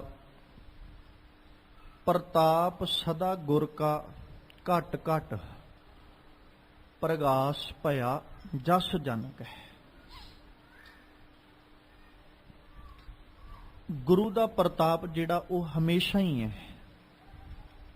ਪ੍ਰਤਾਪ ਨੂੰ ਆਪਾਂ ਪ੍ਰਭਾਵ ਕਹਿ ਸਕਦੇ ਹਾਂ, ਤੇਜ ਕਹਿ ਸਕਦੇ ਹਾਂ, ਉਹ ਹਮੇਸ਼ਾ ਹੀ ਹੈ। ਗੁਰੂ ਦਾ ਪ੍ਰਤਾਪ ਕਦੇ ਘਟਦਾ ਨਹੀਂ, ਤੇਜ ਕਦੇ ਘਟਦਾ ਨਹੀਂ ਹੈ। ਹਰ ਇੱਕ ਜੀਵ ਨੂੰ ਨਾ ਰੱਬ ਨੇ ਤੇਜ ਦੇ ਕੇ ਨਵਾਜਿਆ, ਪ੍ਰਤਾਪ ਪ੍ਰਭਾਵ ਹਰ ਜੀਵ ਨੂੰ ਦਿੱਤਾ ਹੈ। ਜਿਹੜਾ ਦਿੱਤਾ ਹੋਇਆ ਪ੍ਰਤਾਪ ਹੈ ਨਾ, ਮਨੁੱਖ ਨੂੰ ਜਿਹੜਾ ਦਿੱਤਾ ਪ੍ਰਤਾਪ, ਉਹ ਸਮਾਂ ਪੈ ਕੇ ਘਟਦਾ ਜਾਂਦਾ। ਇੱਕ ਜੀਵ ਦਾ ਅੱਜ ਪ੍ਰਭਾਵ ਬਹੁਤ ਹੈ, ਉਹਦਾ ਪ੍ਰਭਾਵ ਸਦਾ ਹੀ ਉਨਾ ਰਹੇਗਾ, ਕੋਈ ਦਾਅਵਾ ਨਹੀਂ। ਅੱਜ ਹੈ, ਹੋ ਸਕਦਾ ਕੱਲ ਨੂੰ ਉਹਦੇ ਤੋਂ ਵੱਡਾ ਕੋਈ ਆ ਜਾਵੇ, ਉਹਦਾ ਪ੍ਰਭਾਵ ਹੈ। ਮਨੁੱਖ ਨੂੰ ਰੱਬ ਨੇ ਪ੍ਰਤਾਪ ਦਿੱਤਾ ਜ਼ਰੂਰ ਹੈ, ਪਰ ਸਦੀਵ ਨਹੀਂ ਦਿੱਤਾ। ਅੱਜ ਹੈ, ਕੱਲ ਨੂੰ ਨਹੀਂ ਹੋ ਸਕਦਾ। ਪਹਿਲੋਂ ਸੀ, ਬਾਅਦ ਵਿੱਚ ਨਹੀਂ, ਜਾਂ ਪਹਿਲੋਂ ਨਹੀਂ ਸੀ, ਬਾਅਦ ਵਿੱਚ ਉਹਦਾ ਪ੍ਰਤਾਪ ਬਣ ਜਾਏ। ਇਸ ਤਰ੍ਹਾਂ ਜੀਵ ਦੇ ਪ੍ਰਤਾਪ ਦੀ ਗੱਲ ਤੁਰਦੀ ਹੈ। ਜਦੋਂ ਗੁਰੂ ਔਰ ਪਰਮਾਤਮਾ ਦੇ ਪ੍ਰਤਾਪ ਦੀ ਗੱਲ ਆਉਂਦੀ ਹੈ, ਉਹ ਸਦੀਵ ਹੈ। ਜਿੰਨਾ ਪ੍ਰਭਾਵ ਗੁਰੂ ਦਾ ਅੱਜ ਹੈ, ਅੱਜ ਤੋਂ ਜੇ ਆਪਾਂ 50 ਸਾਲ ਬਾਅਦ ਦੀ ਵੀ ਗੱਲ ਕਰਾਂਗੇ ਤੇ ਪ੍ਰਤਾਪ ਉਨਾ ਹੀ ਰਹਿਣਾ। ਗੁਰੂ ਦਾ ਪ੍ਰਤਾਪ ਕਦੇ ਨਹੀਂ ਬਦਲੇਗਾ। ਉਹ ਵੱਖਰੀ ਗੱਲ ਹੈ ਕਿ ਅਸੀਂ ਅਵੇਸਲੇ ਹੋ ਕੇ ਗੁਰੂ ਦੇ ਪ੍ਰਤਾਪ ਨੂੰ ਨਾ ਮੰਨੀਏ, ਉਹ ਬਾਤ ਅਲੱਗ ਹੈ। ਪਰ ਜੇ ਗੁਰੂ ਦੇ ਪ੍ਰਤਾਪ ਦੀ ਗੱਲ ਕਰਾਂਗੇ ਤੇ ਫਿਰ ਉਹ ਪ੍ਰਤਾਪ ਉਸੇ ਤਰ੍ਹਾਂ ਹੀ ਰਹਿੰਦਾ ਜਿੰਨਾ ਅੱਜ ਤੋਂ ਪਹਿਲਾਂ ਸੀ, ਜਿੰਨਾ ਅੱਜ ਹੈ, ਅੱਜ ਤੋਂ ਬਾਅਦ ਵਿੱਚ ਵੀ ਉਨਾ ਹੀ ਰਹੇਗਾ। ਇਸੇ ਤਰ੍ਹਾਂ ਰੱਬ ਦੇ ਪ੍ਰਤਾਪ ਦੀ ਗੱਲ ਹੈ। ਭੱਟ ਜੀ ਕਹਿੰਦੇ ਪ੍ਰਤਾਪ ਸਦਾ ਗੁਰ ਕਾ, ਗੁਰੂ ਦਾ ਪ੍ਰਤਾਪ ਹਮੇਸ਼ਾ ਰਹਿੰਦਾ। ਘਟ ਘਟ ਪ੍ਰਗਾਸ, ਘਟ ਘਟ ਵਿੱਚ ਉਹਦਾ ਪ੍ਰਗਾਸ ਹੈ, ਉਹਦਾ ਪਸਾਰਾ ਹੈ। ਔਰ ਜਿੱਥੇ ਘਟ ਘਟ ਵਿੱਚ ਉਹਦਾ ਪ੍ਰਗਾਸ ਤੇ ਪ੍ਰਸਾਰਾ ਹੈ, ਭਇਆ ਜਸ ਜਨ ਕੈ, ਕੱਲੇ ਕੱਲੇ ਸੇਵਕ ਦੇ ਕੋਲ ਉਸ ਗੁਰੂ ਦਾ ਜਸ, ਉਹਦੀ ਵਡਿਆਈ ਹੈ। ਤੇ ਜਿਹੜਾ ਉਹਦੇ ਪ੍ਰਤਾਪ ਨੂੰ ਕਬੂਲਦਾ, ਉਹਦੇ ਪ੍ਰਭਾਵ ਨੂੰ ਕਬੂਲਦਾ। ਹੁਣ ਇਸ ਪੰਕਤੀ ਦੇ ਅਰਥ ਮੈਂ ਦੋ ਤਰੀਕੇ ਨਾਲ ਕਰਨ ਲੱਗਿਆ, ਥੋੜਾ ਤਵੱਜੋ ਦੇ ਕੇ ਸਮਝਿਓ। ਇੱਕ ਤੇ ਗੁਰੂ ਦਾ ਜਸ ਜਿਹੜਾ ਉਹ ਘਟ ਘਟ ਵਿੱਚ ਪ੍ਰਗਾਸ਼ਤ ਹੈ, ਤੇ ਗੁਰੂ ਦਾ ਪ੍ਰਤਾਪ ਸਦਾ ਰਹਿੰਦਾ। ਇੱਕ ਅਰਥ ਤੇ ਇਹ ਨੇ।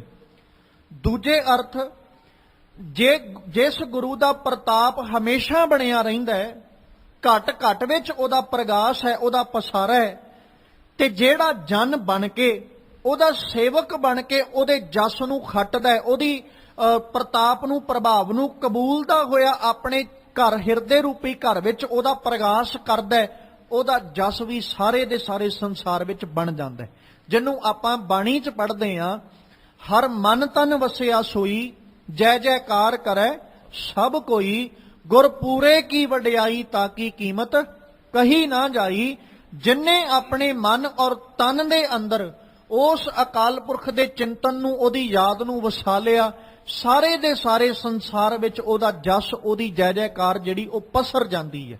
ਜਿਹੜਾ ਸੇਵਕ ਬਣ ਕੇ ਪ੍ਰਭੂ ਪਰਮਾਤਮਾ ਦੇ ਪ੍ਰਭਾਵ ਨੂੰ ਕਬੂਲਦਾ ਹੋਇਆ ਗੁਰੂ ਰਾਮਦਾਸ ਸਾਹਿਬ ਦੇ ਪ੍ਰਤਾਪ ਹੇਠਾਂ ਆਪਣੇ ਹਿਰਦੇ ਵਿੱਚ ਉਹਨਾਂ ਨੂੰ ਟਿਕਾ ਲੈਂਦਾ, ਉਹਨਾਂ ਦੀ ਯਾਦ ਨੂੰ ਟਿਕਾ ਲੈਂਦਾ, ਉਹ ਸਾਰੇ ਦੇ ਸਾਰੇ ਸਮਾਜ ਫਿਰ ਵਿੱਚ ਉਸ ਜਨ ਦਾ, ਉਸ ਸੇਵਕ ਦਾ ਜਸ ਜਿਹੜਾ ਉਹ ਪਸਰ ਜਾਂਦਾ। ਫਿਰ ਇੱਕ ਪੜ੍ਹੇ ਸੁਣੇ ਗਾਵੇਂ ਪ੍ਰਭਾਤੈਂ ਕਰੈ ਇਸ਼ਨਾਨ।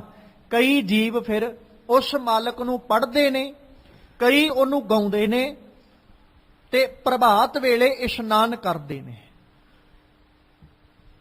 ਹੁਣ ਇੱਥੇ ਇਸ਼ਨਾਨ ਤਨ ਕਰਕੇ ਨਹੀਂ, ਇੱਥੇ ਇਸ਼ਨਾਨ ਮਨ ਕਰਕੇ।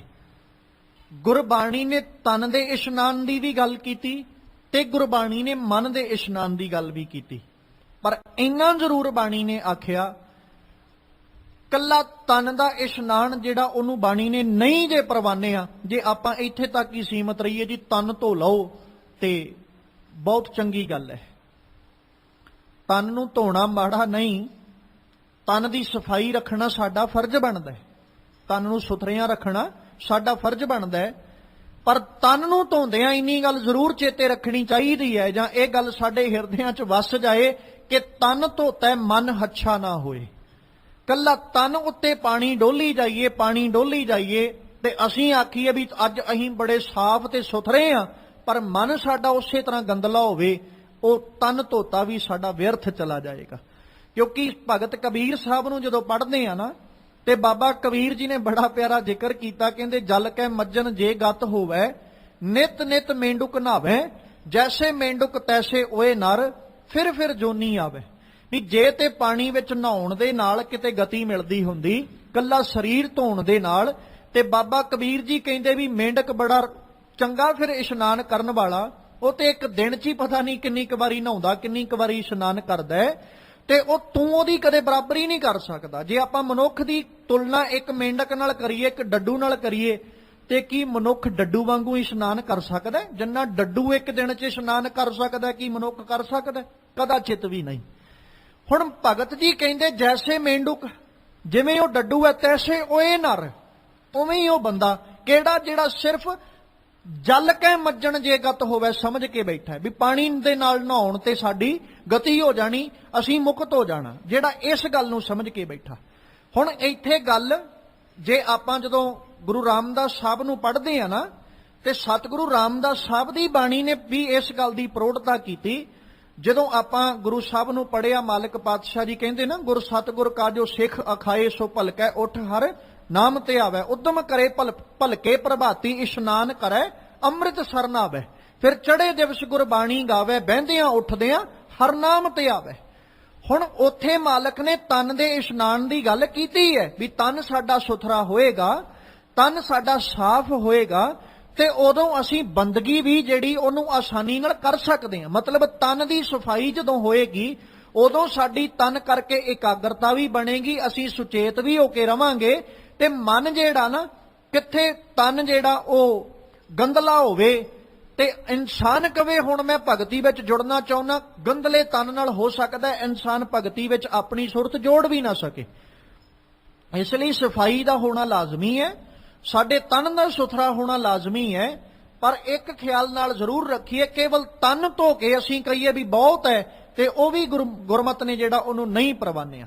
ਇੱਥੇ ਸਤਿਗੁਰੂ ਕਹਿੰਦੇ ਹੁਣ ਜੀਵ ਕਈ ਪੜ੍ਹਦੇ ਨੇ, ਕਈ ਸੁਣਦੇ ਨੇ, ਤੇ ਕਈ ਪੜ੍ਹ ਸੁਣ ਕੇ ਪੜ੍ਹੇ ਸੁਣੇ ਵਿੱਚ ਫਿਰ ਇਸ਼ਨਾਨ ਵੀ ਕਰਦੇ ਨੇ, ਜਿਹਨੂੰ ਗੁਰੂ ਨਾਨਕ ਸਾਹਿਬ ਨੇ ਆਖਿਆ ਸੀ ਅੰਤਰਗਤ ਤੀਰਥ ਮਲ ਨਹਾਓ, ਆਪਣੇ ਅੰਦਰਲੇ ਤੀਰਥ ਉੱਤੇ ਇਸ਼ਨਾਨ ਕਰਨਾ।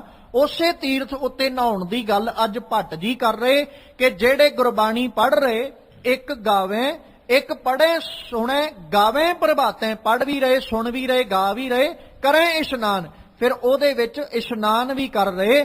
ਉਸ ਸਮੁੰਦਰ ਸਰੋਵਰ ਵਿੱਚ ਕਹਿ ਲਓ, ਬਾਣੀ ਦੇ ਸਾਗਰ ਵਿੱਚ ਕਹਿ ਲਓ, ਗੁਰੂ ਦੇ ਉਪਦੇਸ਼ ਰੂਪੀ ਸਾਗਰ 'ਚ ਕਹਿ ਲਓ, ਗੁਰੂ ਦੀ ਸਿੱਖਿਆ ਰੂਪੀ ਸਮੁੰਦਰ 'ਚ ਕਹਿ ਲਓ, ਜਿਹੜੇ ਇਸ਼ਨਾਨ ਫਿਰ ਕਰਦੇ ਹਨ। ਇਸ਼ਨਾਨ ਕਰਹਿ ਪ੍ਰਭਾਤ ਸੁਧ ਮਨ, ਗੁਰ ਪੂਜਾ ਬਿਦ ਸਹਿਤ ਕਰੰ, ਕੰਚਨ ਤਨ ਹੋਏ ਪਰਸ ਪਾਰਸ ਕੋ, ਜੋਤ ਸਰੂਪੀ ਧਿਆਨ ਤਰੰ। ਮਨ ਦੇ ਇਸ਼ਨਾਨ ਦੀ ਗੱਲ ਸੀ। ਅਗਲੀ ਪੰਕਤੀ ਵਿੱਚ ਭੱਟ ਜੀ ਨੇ ਉਹਨੂੰ ਸਾਫ਼ ਕੀਤਾ, ਕਲੀਅਰ ਕੀਤਾ। ਕਹਿੰਦੇ ਇਸ਼ਨਾਨ ਕਰੈ ਪ੍ਰਭਾਤ, ਜਿਹੜੇ ਪ੍ਰਭਾਤ ਵੇਲੇ ਇਸ਼ਨਾਨ ਕਰਦੇ ਨੇ, ਸ਼ੁੱਧ ਮਨ, ਉਹਨਾਂ ਦਾ ਮਨ ਕੀ ਹੈ? ਸ਼ੁੱਧ ਹੋ ਜਾਂਦਾ, ਮਨ ਵਿੱਚ ਉਹਨਾਂ ਦੇ ਸ਼ੁੱਧਤਾ ਆ ਜਾਂਦੀ ਹੈ। ਫਿਰ ਗੁਰ ਪੂਜਾ ਵਿਦ ਸਹਿਤ ਕਰਨ, ਫਿਰ ਉਹ ਗੁਰੂ ਦੀ ਜਿਹੜੀ ਪੂਜਾ ਨਾ ਉਹਨੂੰ ਵਿਧੀ ਸਹਿਤ ਕਰਦੇ। ਵਿਧੀ ਸਹਿਤ ਤੋਂ ਭਾਵ ਵੀ ਰੱਬ ਦੇ ਚਿੰਤਨ ਵਿੱਚ ਬੈਠਣਾ ਤੇ ਵਿਧੀ ਅਨੁਸਾਰ ਬੈਠਣਾ। ਵਿਧੀ ਹੁਣ ਇਹ ਨਹੀਂ ਵੀ ਅਸੀਂ ਕੋਈ ਵੱਖਰਾ ਤਰੀਕਾ ਵਰਤਾਂਗੇ ਜਾਂ ਵੱਖਰਾ ਢੰਗ। ਵਿਧੀ ਸਹਿਤ ਮਤਲਬ ਮਨ ਕਰਕੇ, ਚਿੱਤ ਕਰਕੇ ਆਪਣੇ ਆਪੇ ਨੂੰ ਉਹਦੇ ਨਾਲ ਜੋੜ ਕੇ ਰੱਖਣਾ, ਉਹ ਜੇ ਇੱਕ ਵਿਧੀ। ਜਿਹਨੂੰ ਆਪਾਂ ਗੁਰੂ ਅਰਜਨ ਸਾਹਿਬ ਦੀ ਰਸਨਾ ਤੋਂ ਪੜ੍ਹਦੇ ਹਾਂ ਨਾ, ਪ੍ਰਭ ਕੀ ਉਸਤਤ ਕਰੋ ਸੰਤ ਮੀਤ, ਆ ਵਿਧੀ ਹੈ ਸਾਵਧਾਨ ਇਕਾਗਰ ਚੀਤ। ਇਕਾਗਰ ਚਿੱਤ ਹੋ ਕੇ ਤੇ ਮਨ ਬਿਲਕੁਲ ਸੁਚੇਤ ਹੋਵੇ, ਕਿਉਂਕਿ ਭਗਤੀ ਮਨ ਨੇ ਕਰਨੀ ਹੈ। ਬੜੀ ਚੰਗੀ ਗੱਲ ਹੈ ਅਸੀਂ ਤਨ ਦੀ ਸਾਵਧਾਨਤਾ ਰੱਖਾਂਗੇ, ਬਹੁਤ ਚੰਗੀ ਗੱਲ ਹੈ। ਪਰ ਜੇ ਤਨ ਰੋਗੀ ਹੈ, ਤਨ ਦੀ ਸਾਵਧਾਨਤਾ ਅਸੀਂ ਨਹੀਂ ਵਰਤ ਸਕਦੇ, ਤੇ ਇਹ ਥੋੜੀ ਹੈ ਵੀ ਅਸੀਂ ਹੁਣ ਭਗਤੀ ਵੀ ਨਹੀਂ ਕਰ ਸਕਦੇ। ਤਨ ਦੀ ਸਾਵਧਾਨਤਾ ਤੋਂ ਨਾਲ ਨਾਲ ਤਨ ਦੀ ਸਾਵਧਾਨਤਾ ਤੋਂ ਪਹਿਲਾਂ ਮਨ ਦੀ ਸਾਵਧਾਨਤਾ ਜ਼ਰੂਰੀ ਹੈ। ਜੇ ਮਨ ਸਾਵਧਾਨ ਤੇ ਸੁਚੇਤ ਹੈ ਫਿਰ ਹੀ ਅਸੀਂ ਉਹਦੀ ਭਗਤੀ ਕਰ ਸਕਦੇ ਹਾਂ, ਕਿਉਂਕਿ ਰੱਬ ਦੀ ਭਗਤੀ ਸਰੀਰ ਨੇ ਨਹੀਂ ਕਰਨੀ, ਰੱਬ ਦੀ ਭਗਤੀ ਮਨ ਕਰੇਗਾ। ਸਰੀਰ ਉਹਦੀ ਭਗਤੀ ਜਿੱਥੇ ਅਸੀਂ ਕਰਦੇ ਹਾਂ ਸਰੀਰ ਕਰਕੇ, ਜ਼ਰੂਰੀ ਸੀ ਸਰੀਰ ਦੇ ਨਾਲ ਨਾਲ ਮਨ ਕਰ ਲੈਂਦਾ ਤਾਂ ਜੋ ਸਰੀਰ ਦੀ ਭਗਤੀ ਕੀਤੀ ਵੀ ਥਾਂ ਪੈ ਜਾਂਦੀ। ਜਿੰਨਾ ਚਿਰ ਮਨ ਭਗਤੀ ਨਹੀਂ ਕਰਦਾ, ਖਿਮਾ ਕਰਿਓ ਮੈਂ ਇਹ ਲਫ਼ਜ਼ ਵਰਤਣ ਲੱਗਿਆ, ਸਾਡੀ ਤਨ ਦੀ ਕੀਤੀ ਹੋਈ ਭਗਤੀ ਵੀ ਨਹੀਂ ਪ੍ਰਵਾਨੀ ਜਾਏਗੀ ਜਿੰਨਾ ਚਿਰ ਸਾਡਾ ਮਨ ਭਗਤੀ ਕਰਨੀ ਸਿੱਖ ਨਹੀਂ ਲੈਂਦਾ ਜਾਂ ਮਨ ਭਗਤੀ ਨਹੀਂ ਕਰ ਲੈਂਦਾ। ਭੱਟ ਜੀ ਕਹਿੰਦੇ ਇਸ਼ਨਾਨ ਕਰੈ ਪ੍ਰਭਾਤ, ਜਿਨ੍ਹਾਂ ਪ੍ਰਭਾਤ ਵੇਲੇ ਇਸ਼ਨਾਨ ਕੀਤਾ ਸ਼ੁੱਧ ਮਨ, ਉਹਨਾਂ ਦਾ ਮਨ ਸ਼ੁੱਧ ਹੋ ਗਿਆ, ਮਨ ਸਾਫ਼ ਤੇ ਸੁਥਰਾ ਹੋ ਗਿਆ। ਹੁਣ ਗੁਰ ਪੂਜਾ ਵਿਧ ਸਹਿਤ ਕਰਮ, ਫਿਰ ਉਹ ਗੁਰੂ ਦੀ ਪੂਜਾ ਨੂੰ ਜਿਹੜੇ ਵਿਧੀ ਸਹਿਤ ਕਰਦੇ, ਮਤਲਬ ਸਾਵਧਾਨਤਾ ਇਕਾਗਰਤਾ ਦੇ ਨਾਲ ਕਰਦੇ ਨੇ, ਸੁਚੇਤ ਹੋ ਕੇ ਜਿਹੜੇ ਗੁਰੂ ਦੀ ਪੂਜਾ ਕਰਦੇ, ਫਿਰ ਕੰਚਨ ਤਨ ਹੋਏ, ਉਹਨਾਂ ਦਾ ਤਨ ਜਿਹੜਾ ਸੋਨਾ ਬਣ ਜਾਂਦਾ। ਕਿਹਨਾਂ ਦਾ? ਪਰਸ ਪਾਰਸ ਕੋ, ਜਿਹੜੇ ਪਾਰਸ ਨਾਲ ਛੂਹ ਜਾਂਦੇ ਨੇ, ਮਤਲਬ ਜਿਨ੍ਹਾਂ ਨੇ ਆਪਣਾ ਆਪਾ ਗੁਰੂ ਨਾਲ ਜੋੜਿਆ, ਉਹਨਾਂ ਦਾ ਜੀਵਨ ਕੀ ਹੋ ਗਿਆ? ਸੋਨੇ ਵਰਗਾ ਬਣ ਗਿਆ। ਜਿਹਨੂੰ ਆਪਾਂ ਆਪ ਸੰਗਤਾਂ ਪਿੱਛੇ ਵਿਚਾਰ ਕੇ ਵੀ ਆਪਾਂ ਆਏ ਆ, ਕਚਹੁ ਕੰਚਨ ਭਇਓ ਸ਼ਬਦ ਗੁਣ, ਗੁਰ ਸ਼ਰਵਣੈ ਸੁਣਿਓ, ਲੋਹੋਂ ਹੋਇਓ ਲਾਲ, ਨਾਮ ਸਤਿਗੁਰ ਮੁਖ ਪਣਿਓ। ਕੱਚੋਂ ਕੰਚਨ ਭਇਓ, ਕੱਚ ਤੋਂ ਕੰਚਨ ਬਣ ਜਾਣਾ, ਤੇ ਸਫਰ ਹੀ ਕੱਚ ਤੋਂ ਕੰਚਨ ਬਣ ਤੱਕਦਾ। ਕੱਚ ਮਤਲਬ ਜਿਹੜਾ ਕਿਸੇ ਕੰਮ ਦਾ ਨਹੀਂ, ਕੰਚਨ ਮਤਲਬ ਜਿਹੜਾ ਬਹੁਤ ਕੀਮਤੀ ਹੈ, ਸੋਨਾ। ਪਰ ਬਣਾਂਗੇ ਕਦੋਂ? ਸ਼ਬਦ ਗੁਰ ਸ਼ਰਵਣੇ ਸੁਣਿਓ, ਜਦੋਂ ਗੁਰੂ ਦਾ ਸ਼ਬਦ ਸ਼ਰਵਣ ਨਾਲ ਸੁਣਾਂਗੇ। ਲੋਹੋਂ ਹੋਇਓ ਲਾਲ, ਲੋਹ ਲਫ਼ਜ਼ ਵਰਤਿਆ ਗਿਆ, ਉੱਥੇ ਜੰਗ ਲੱਗਾ ਲੋਹਾ, ਜੰਗ ਲੱਗੇ ਲੋਹੇ ਦਾ ਕੀ ਮੁੱਲ ਹੈ? ਹੁਣ ਜੰਗ ਲੱਗੇ ਲੋਹੇ ਦੇ ਬਰਾਬਰ ਅਸੀਂ ਇੱਕ ਕੀਮਤੀ ਰਤਨ ਰੱਖ ਦਈਏ, ਉਹ ਕਿੱਡਾ ਅਮੋਲਕ ਹੈ। ਜੰਗ ਲੱਗੇ ਲੋਹੇ ਦਾ ਕੋਈ ਮੁੱਲ ਨਹੀਂ, ਤੇ ਉਹਦੇ ਪੈਰਲਰ ਜੇ ਇੱਕ ਕੀਮਤੀ ਲਾਲ ਰੱਖ ਦਈਏ, ਉਹ ਬੇਸ਼ੁਮਾਰ ਕੀਮਤੀ ਹੈ। ਤੇ ਮਾਲਕ ਕਹਿੰਦੇ ਲੋਹੇ ਤੋਂ ਲਾਲ ਉਦੋਂ ਹੀ ਬਣਦਾ ਹੈ ਜਦੋਂ ਕਿਤੇ ਜੀਵ ਮੁਖ ਦੇ ਨਾਲ ਗੁਰੂ ਸਾਹਿਬ ਦੀ ਸ਼ੋਭਾ ਨੂੰ ਪਣਦਾ, ਗੁਰੂ ਰਾਮਦਾਸ ਜੀ ਦੀ ਕਿਰਪਾ ਦਾ ਪਾਤਰ ਬਣਦਾ, ਉਦੋਂ ਲੋਹੇ ਤੋਂ ਲਾਲ ਬਣਦਾ, ਉਦੋਂ ਹੀ ਕੱਚ ਤੋਂ ਕੰਚਨ ਬਣਦਾ। ਤੇ ਅੱਜ ਭੱਟ ਗਯੰਦ ਜੀ ਕਹਿ ਰਹੇ ਨੇ, ਕਹਿੰਦੇ ਜਿਹੜਾ ਤੇ ਜੀਵ ਗੁਰੂ ਕੀ ਪੂਜਾ ਨੂੰ, ਗੁਰੂ ਕੇ ਚਿੰਤਨ ਨੂੰ ਵਿਧੀ ਸਹਿਤ ਕਰਦਾ ਹੈ, ਉਹ ਗੁਰੂ ਨਾਲ ਜਦੋਂ ਆਪਣੇ ਮਨ ਨੂੰ ਛਹਾਉਂਦਾ ਹੈ, ਉਹਦਾ ਮਨ ਗੁਰੂ ਦੇ ਸ਼ਬਦ ਨਾਲ ਛੂੰਹਦਾ ਹੈ, ਤੇ ਕੀ ਹੁੰਦਾ ਹੈ? ਉਹ ਬੜਾ ਕੀਮਤੀ ਕੰਚਨ ਬਣ ਜਾਂਦਾ। ਜਦੋਂ ਗੁਰੂ ਰੂਪੀ ਪਾਰਸ ਦੇ ਨਾਲ ਉਹ ਆਪਣੇ ਮਨ ਨੂੰ ਟੱਚ ਕਰਦਾ ਹੈ, ਉਹ ਸੋਨੇ ਵਰਗਾ ਸ਼ੁੱਧ ਬਣ ਜਾਂਦਾ। ਜੋਤ ਸਰੂਪੀ ਧਿਆਨ ਧਰੰ, ਜਿਹੜਾ ਜੋਤ ਰੂਪ ਗੁਰੂ ਰਾਮਦਾਸ ਸਾਹਿਬ ਦੇ ਧਿਆਨ ਨੂੰ ਆਪਣੇ ਹਿਰਦੇ ਵਿੱਚ ਧਰਦਾ ਹੈ। ਜਗ ਜੀਵਨ ਜਗਨਨਾਥ, ਜਲ ਥਲ ਮਹਿ ਰਵ ਰਹਿਆ, ਪੂਰ ਬਹੁ ਬਿਦ ਵਰਨੰ, ਸਤਿਗੁਰ ਗੁਰ ਸੇਵ ਅਲਖ ਗਤ ਜਾ ਕੀ, ਸ੍ਰੀ ਰਾਮਦਾਸ ਤਾਰਨ ਤਰਨੰ। ਜਗ ਜੀਵਨ ਜਗਨਨਾਥ, ਜਲ ਥਲ ਮੈਂ ਰਹਿਆ ਪੂਰ। ਜਗ ਜੀਵਨ ਦੇ ਨੰਨੇ ਨੂੰ ਔਂਕੜ, ਜਗਨਨਾਥ ਦੇ ਥੱਥੇ ਨੂੰ ਔਂਕੜ, ਲਫ਼ਜ਼ ਵਰਤੇ ਗਏ ਰੱਬ ਦੇ ਲਈ। ਜਗਤ ਨੂੰ ਜੀਵਨ ਦੇਣ ਵਾਲਾ, ਜਗਤ ਦਾ ਨਾਥ, ਜਗਤ ਦਾ ਮਾਲਕ। ਇਹਨੂੰ ਫਿਰ ਕਲੀਅਰ ਕੀਤਾ, ਜਲ ਥਲ ਮੈਂ ਰਹਿਆ ਪੂਰ, ਜਿਹੜਾ ਜਲ ਵਿੱਚ ਥਲ ਵਿੱਚ ਪੂਰਿਆ ਹੋਇਆ ਹੈ, ਹਰ ਜਗ੍ਹਾ ਦੇ ਉੱਤੇ, ਮਤਲਬ ਜਿਹੜਾ ਵਸਿਆ ਹੋਇਆ। ਬਹੁ ਵਿਧ ਵਰਣਨ, ਜਿਹਨੂੰ ਬੜੇ ਤਰੀਕਿਆਂ ਦੇ ਨਾਲ ਬਿਆਨ ਕੀਤਾ ਜਾ ਸਕਦਾ। ਰੱਬ ਨੂੰ ਬਿਆਨ ਕਰਨ ਦਾ ਇੱਕ ਤਰੀਕਾ ਨਹੀਂ ਹੈ, ਰੱਬ ਨੂੰ ਕਿਸੇ ਵੀ ਤਰੀਕੇ ਨਾਲ ਅਸੀਂ ਐਕਸਪਲੇਨ ਕਰ ਸਕਦੇ ਹਾਂ, ਕਿਸੇ ਵੀ ਤਰੀਕੇ ਨਾਲ ਬਿਆਨ ਕਰ ਸਕਦੇ ਹਾਂ। ਉਹ ਤਰੀਕੇ ਵੀ ਅਸੀਂ ਨਹੀਂ ਗਿਣ ਸਕਦੇ। ਖਿਆਲ ਰੱਖਿਓ, ਹੁਣ ਐਕਸਪਲੇਨ, ਉਹਨੂੰ ਡਿਫਾਈਨ ਕਰਨਾ, ਉਹਨੂੰ ਪਰਿਭਾਸ਼ਿਤ ਕਰਨਾ ਜਾਂ ਉਹਦੇ ਬਾਰੇ ਵਰਣਨ ਕਰਨਾ, ਇਹ ਨਹੀਂ ਵੀ ਅਸੀਂ ਉਹਦਾ ਅਖੀਰ ਦੱਸ ਦਾਂਗੇ। ਉਹਨੂੰ ਵਰਣਨ ਕਰਨ ਦੀਆਂ ਵਿਧੀਆਂ ਬਹੁਤ ਨੇ, ਪਰ ਅਸੀਂ ਵਿਧੀਆਂ ਦੱਸ ਨਹੀਂ ਸਕਦੇ, ਤੇ ਨਾ ਹੀ ਅਸੀਂ ਉਹਨੂੰ ਵਰਣਨ ਕਰ ਸਕਦੇ ਹਾਂ ਪੂਰੇ ਤੌਰ ਉੱਤੇ। ਵੇਖੋ, ਹਰ ਬੰਦਾ ਆਪਣੀ ਆਪਣੀ ਮੱਤ ਦੇ ਨਾਲ ਜਿੰਨੀ ਕੁ ਰੱਬ ਨੇ ਦਿੱਤੀ ਹੈ, ਉਹਦੇ ਅਨੁਸਾਰੀ ਉਹ ਰੱਬ ਨੂੰ ਡਿਫਾਈਨ ਕਰਨ ਦੀ ਕੋਸ਼ਿਸ਼ ਕਰਦਾ ਹੈ, ਰੱਬ ਦੇ ਬਾਰੇ ਦੱਸਣ ਦਾ ਯਤਨ ਕਰਦਾ ਹੈ।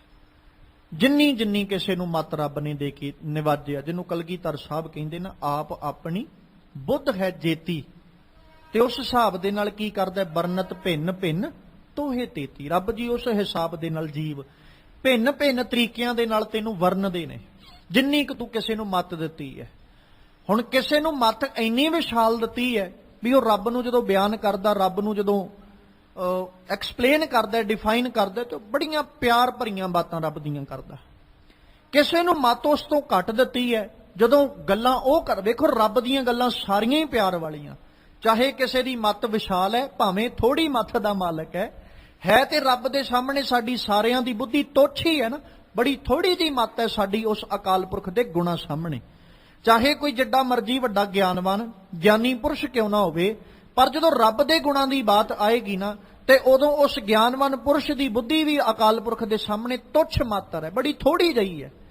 ਤੇ ਜਿੰਨੀ ਜਿੰਨੀ ਬੁੱਧੀ ਕਿਸੇ ਨੂੰ ਰੱਬ ਨੇ ਦਿੱਤੀ ਹੈ, ਉਸ ਮੱਤ ਦੇ ਮੁਤਾਬਕ ਜੀਵ ਰੱਬ ਦੇ ਗੁਣਾਂ ਨੂੰ ਭਣਦੇ ਨੇ, ਗਾਉਂਦੇ ਨੇ। ਤੇ ਹਰ ਬੰਦੇ ਦਾ ਤਰੀਕਾ ਵੱਖਰਾ, ਹਰ ਬੰਦੇ ਦਾ ਢੰਗ ਵੱਖਰਾ, ਇੱਕ ਢੰਗ ਨਹੀਂ ਹੈ।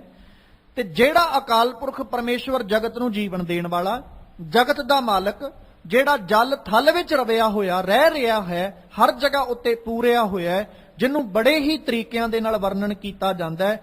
ਕਹਿੰਦੇ ਸਤਿਗੁਰ ਗੁਰ ਸੇਵ ਅਲਖ ਗਤ ਜਾ ਕੀ, ਸ਼੍ਰੀ ਰਾਮਦਾਸ ਤਾਰਨ ਤਰਨੰ, ਉਹ ਗੁਰੂ ਰਾਮਦਾਸ ਪਾਤਸ਼ਾਹ ਜੀ। ਕਿਉਂਕਿ ਇੱਥੇ ਵੀ ਗੱਲ ਜਲ ਥਲ ਵਿੱਚ ਰਹੇ ਹੋਏ ਦੀ, ਜਗਤ ਦੇ ਜੀਵਨ ਦੀ, ਜਾਂ ਜਗਨਨਾਥ ਦੀ ਗੱਲ ਜਿਹੜੀ ਕੀਤੀ ਗੁਰੂ ਰਾਮਦਾਸ ਸਾਹਿਬ, ਭਾਵ ਅਰਥ ਦੇ ਰੂਪ ਵਿੱਚ। ਮਤਲਬ ਗੁਰੂ ਰਾਮਦਾਸ ਸਾਹਿਬ ਜੀ ਜਿਹੜੇ ਜਲ ਵਿੱਚ ਵੀ ਪੂਰੇ ਨੇ, ਥਲ ਵਿੱਚ ਵੀ ਪੂਰੇ ਹੋਏ ਨੇ, ਜਿਹੜੇ ਜਗਤ ਨੂੰ ਜੀਵਨ ਦੇਣ ਵਾਲੇ ਨੇ, ਜਗਤ ਦੇ ਮਾਲਕ ਨੇ, ਉਹ ਗੁਰੂ ਰਾਮਦਾਸ ਸਾਹਿਬ ਨੂੰ ਸੇਵੀਏ, ਜਿਹੜੇ ਸਾਨੂੰ ਸੰਸਾਰ ਸਮੁੰਦਰ ਤੋਂ ਪਾਰ ਲੰਘਾਉਣ ਵਾਲੇ ਜਹਾਜ਼ ਰੂਪ ਆਪ ਗੁਰੂ ਪਾਤਸ਼ਾਹ, ਜਿਹੜੇ ਸਾਨੂੰ ਸੰਸਾਰ ਭਵਜਲ ਸਾਗਰ ਤੋਂ ਪਾਰ ਕਰ ਸਕਦੇ ਨੇ। ਅਸੀਂ ਸਿਰਫ ਹੱਥ ਜੋੜ ਕੇ ਨਾ ਗੁਰੂ ਅੱਗੇ ਇਹ ਅਰਦਾਸ ਹੀ ਕਰ ਸਕਦੇ ਹਾਂ, ਮੋਕੋ ਤਾਰ ਲੈ ਰਾਮਾ ਤਾਰ ਲੈ, ਮੈਂ ਅਜਾਨ ਜਨ ਤਰਬੇ ਨਾ ਜਾਨੋ, ਮੋਕੋ ਬਾਹ ਦੇ ਬਾਪ ਬੀਠੂਲਾ। ਬਸ ਇੱਥੇ ਆ ਕੇ ਬਾਤ ਮੁੱਕ ਜਾਂਦੀ ਹੈ, ਕਿਉਂਕਿ ਸੰਸਾਰ ਸਮੁੰਦਰ ਨੂੰ ਤਰਨਾ ਸਾਡੇ ਵੱਸ ਦੀ ਗੱਲ ਨਹੀਂ ਹੈ। ਜਿਹਨੂੰ ਬਾਬੇ ਨਾਨਕ ਨੇ ਆਖਿਆ ਸੀ, ਤਿਤ ਸਰਵਰੜੈ ਭਈਲੇ ਨਿਵਾਸਾ, ਪਾਣੀ ਪਾਵਕ ਤਿਨਹਿ ਕੀਆ, ਪੰਕਜ ਮੋਹ ਪਗ ਨਹੀਂ ਚਾਲੈ, ਹਮ ਦੇਖਾ ਤਹ ਡੂਬੀ ਅਲੇ, ਮਨ ਏਕ ਨਾ ਚੇਤਸ ਮੂੜ ਮਨਾ, ਹਰ ਬਿਸਰਤ ਤੇਰੇ ਗੁਣ ਗਲਿਆ।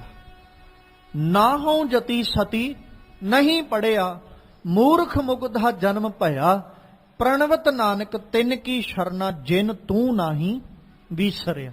ਬਸ ਇੱਥੇ ਆ ਕੇ ਬਾਤ ਮੁੱਕ ਜਾਣੀ ਹੈ। ਉਹਨਾਂ ਦੀ ਸ਼ਰਨ ਵਿੱਚ ਅੱਜ ਜਾਂ ਕੱਲ ਸਾਨੂੰ ਜਾਣਾ ਹੀ ਪਏਗਾ, ਜਿਹੜੇ ਅਕਾਲ ਪੁਰਖ ਪਰਮੇਸ਼ਵਰ ਦੇ ਚਿੰਤਨ ਵਿੱਚ ਬੈਠੇ, ਭਾਵ ਗੁਰੂ ਦੀ ਸ਼ਰਨ ਵਿੱਚ ਸਾਨੂੰ ਆਉਣਾ ਹੀ ਪਏਗਾ, ਭਾਵੇਂ ਅੱਜ ਆ ਜਾਈਏ ਤੇ ਭਾਵੇਂ ਕੱਲ। ਜੇ ਸੰਸਾਰ ਸਮੁੰਦਰ ਤੋਂ ਅਸੀਂ ਪਾਰ ਲੰਘਣਾ ਤੇ ਗੁਰੂ ਦਾ ਸਹਾਰਾ ਸਾਨੂੰ ਲੈਣਾ ਹੀ ਪਏਗਾ, ਉਹਦੇ ਤੋਂ ਬਿਨਾਂ ਅਸੀਂ ਭਵਜਲ ਸਾਗਰ ਪਾਰ ਨਹੀਂ ਲੰਘ ਸਕਦੇ। ਤੇ ਮਾਲਕ ਜੀ ਨੇ ਇਸੇ ਕਰਕੇ ਆਖਿਆ ਸੀ ਕਿ ਭਾਈ ਤੇਰੇ ਕੋਲ ਹੁਣ ਸਮਾਂ ਹੈ, ਤੇਰੇ ਕੋਲ ਵੇਲਾ ਵੀ ਹੈ, ਤੇਰੇ ਕੋਲ ਵਕਤ ਵੀ ਹੈ, ਤੇ ਤੇਰੇ ਕੋਲ ਬਲ ਵੀ ਹੈ, ਤੇਰੇ ਕੋਲ ਤਾਕਤ ਵੀ ਹੈ, ਤੇਰੇ ਕੋਲ ਬੁੱਧੀ ਵੀ ਹੈ ਤੇ ਮਤ ਵੀ ਹੈ।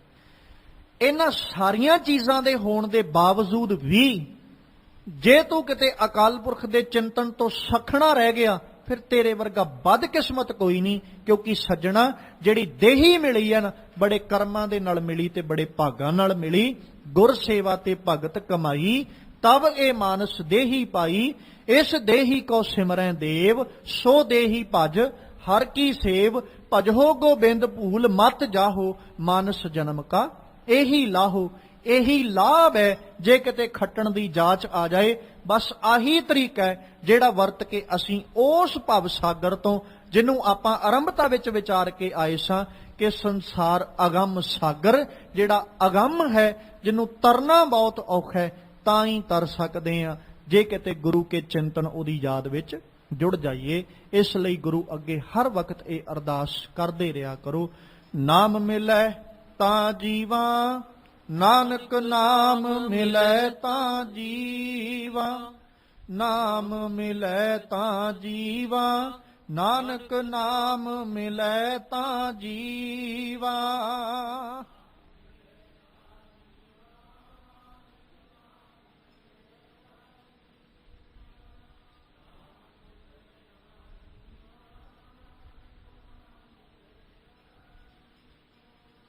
ਤਰਸ ਪਿਆ ਮਿਹਰਾਮਤ ਹੋਈ, ਤਰਸ ਪਿਆ ਮਿਹਰਾਮਤ ਹੋਈ,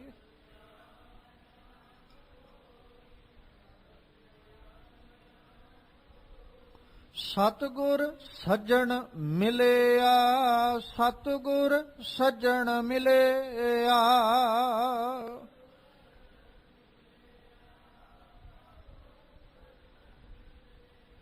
ਨਾਨਕ ਨਾਮ ਮਿਲੈ ਤਾਂ ਜੀਵਾ, ਨਾਨਕ ਨਾਮ ਮਿਲੈ ਤਾਂ ਜੀਵਾ।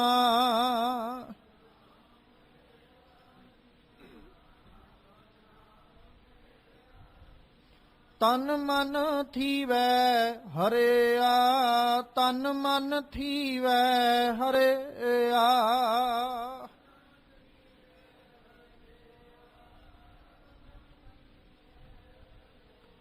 ਨਾਮ ਮਿਲੈ ਤਾਂ ਜੀਵਾ, ਨਾਨਕ ਨਾਮ ਮਿਲੈ ਤਾਂ ਜੀਵਾ, ਨਾਮ ਮਿਲੈ ਤਾਂ ਜੀਵਾ, ਨਾਨਕ ਨਾਮ ਮਿਲੈ ਤਾਂ ਜੀਵਾ।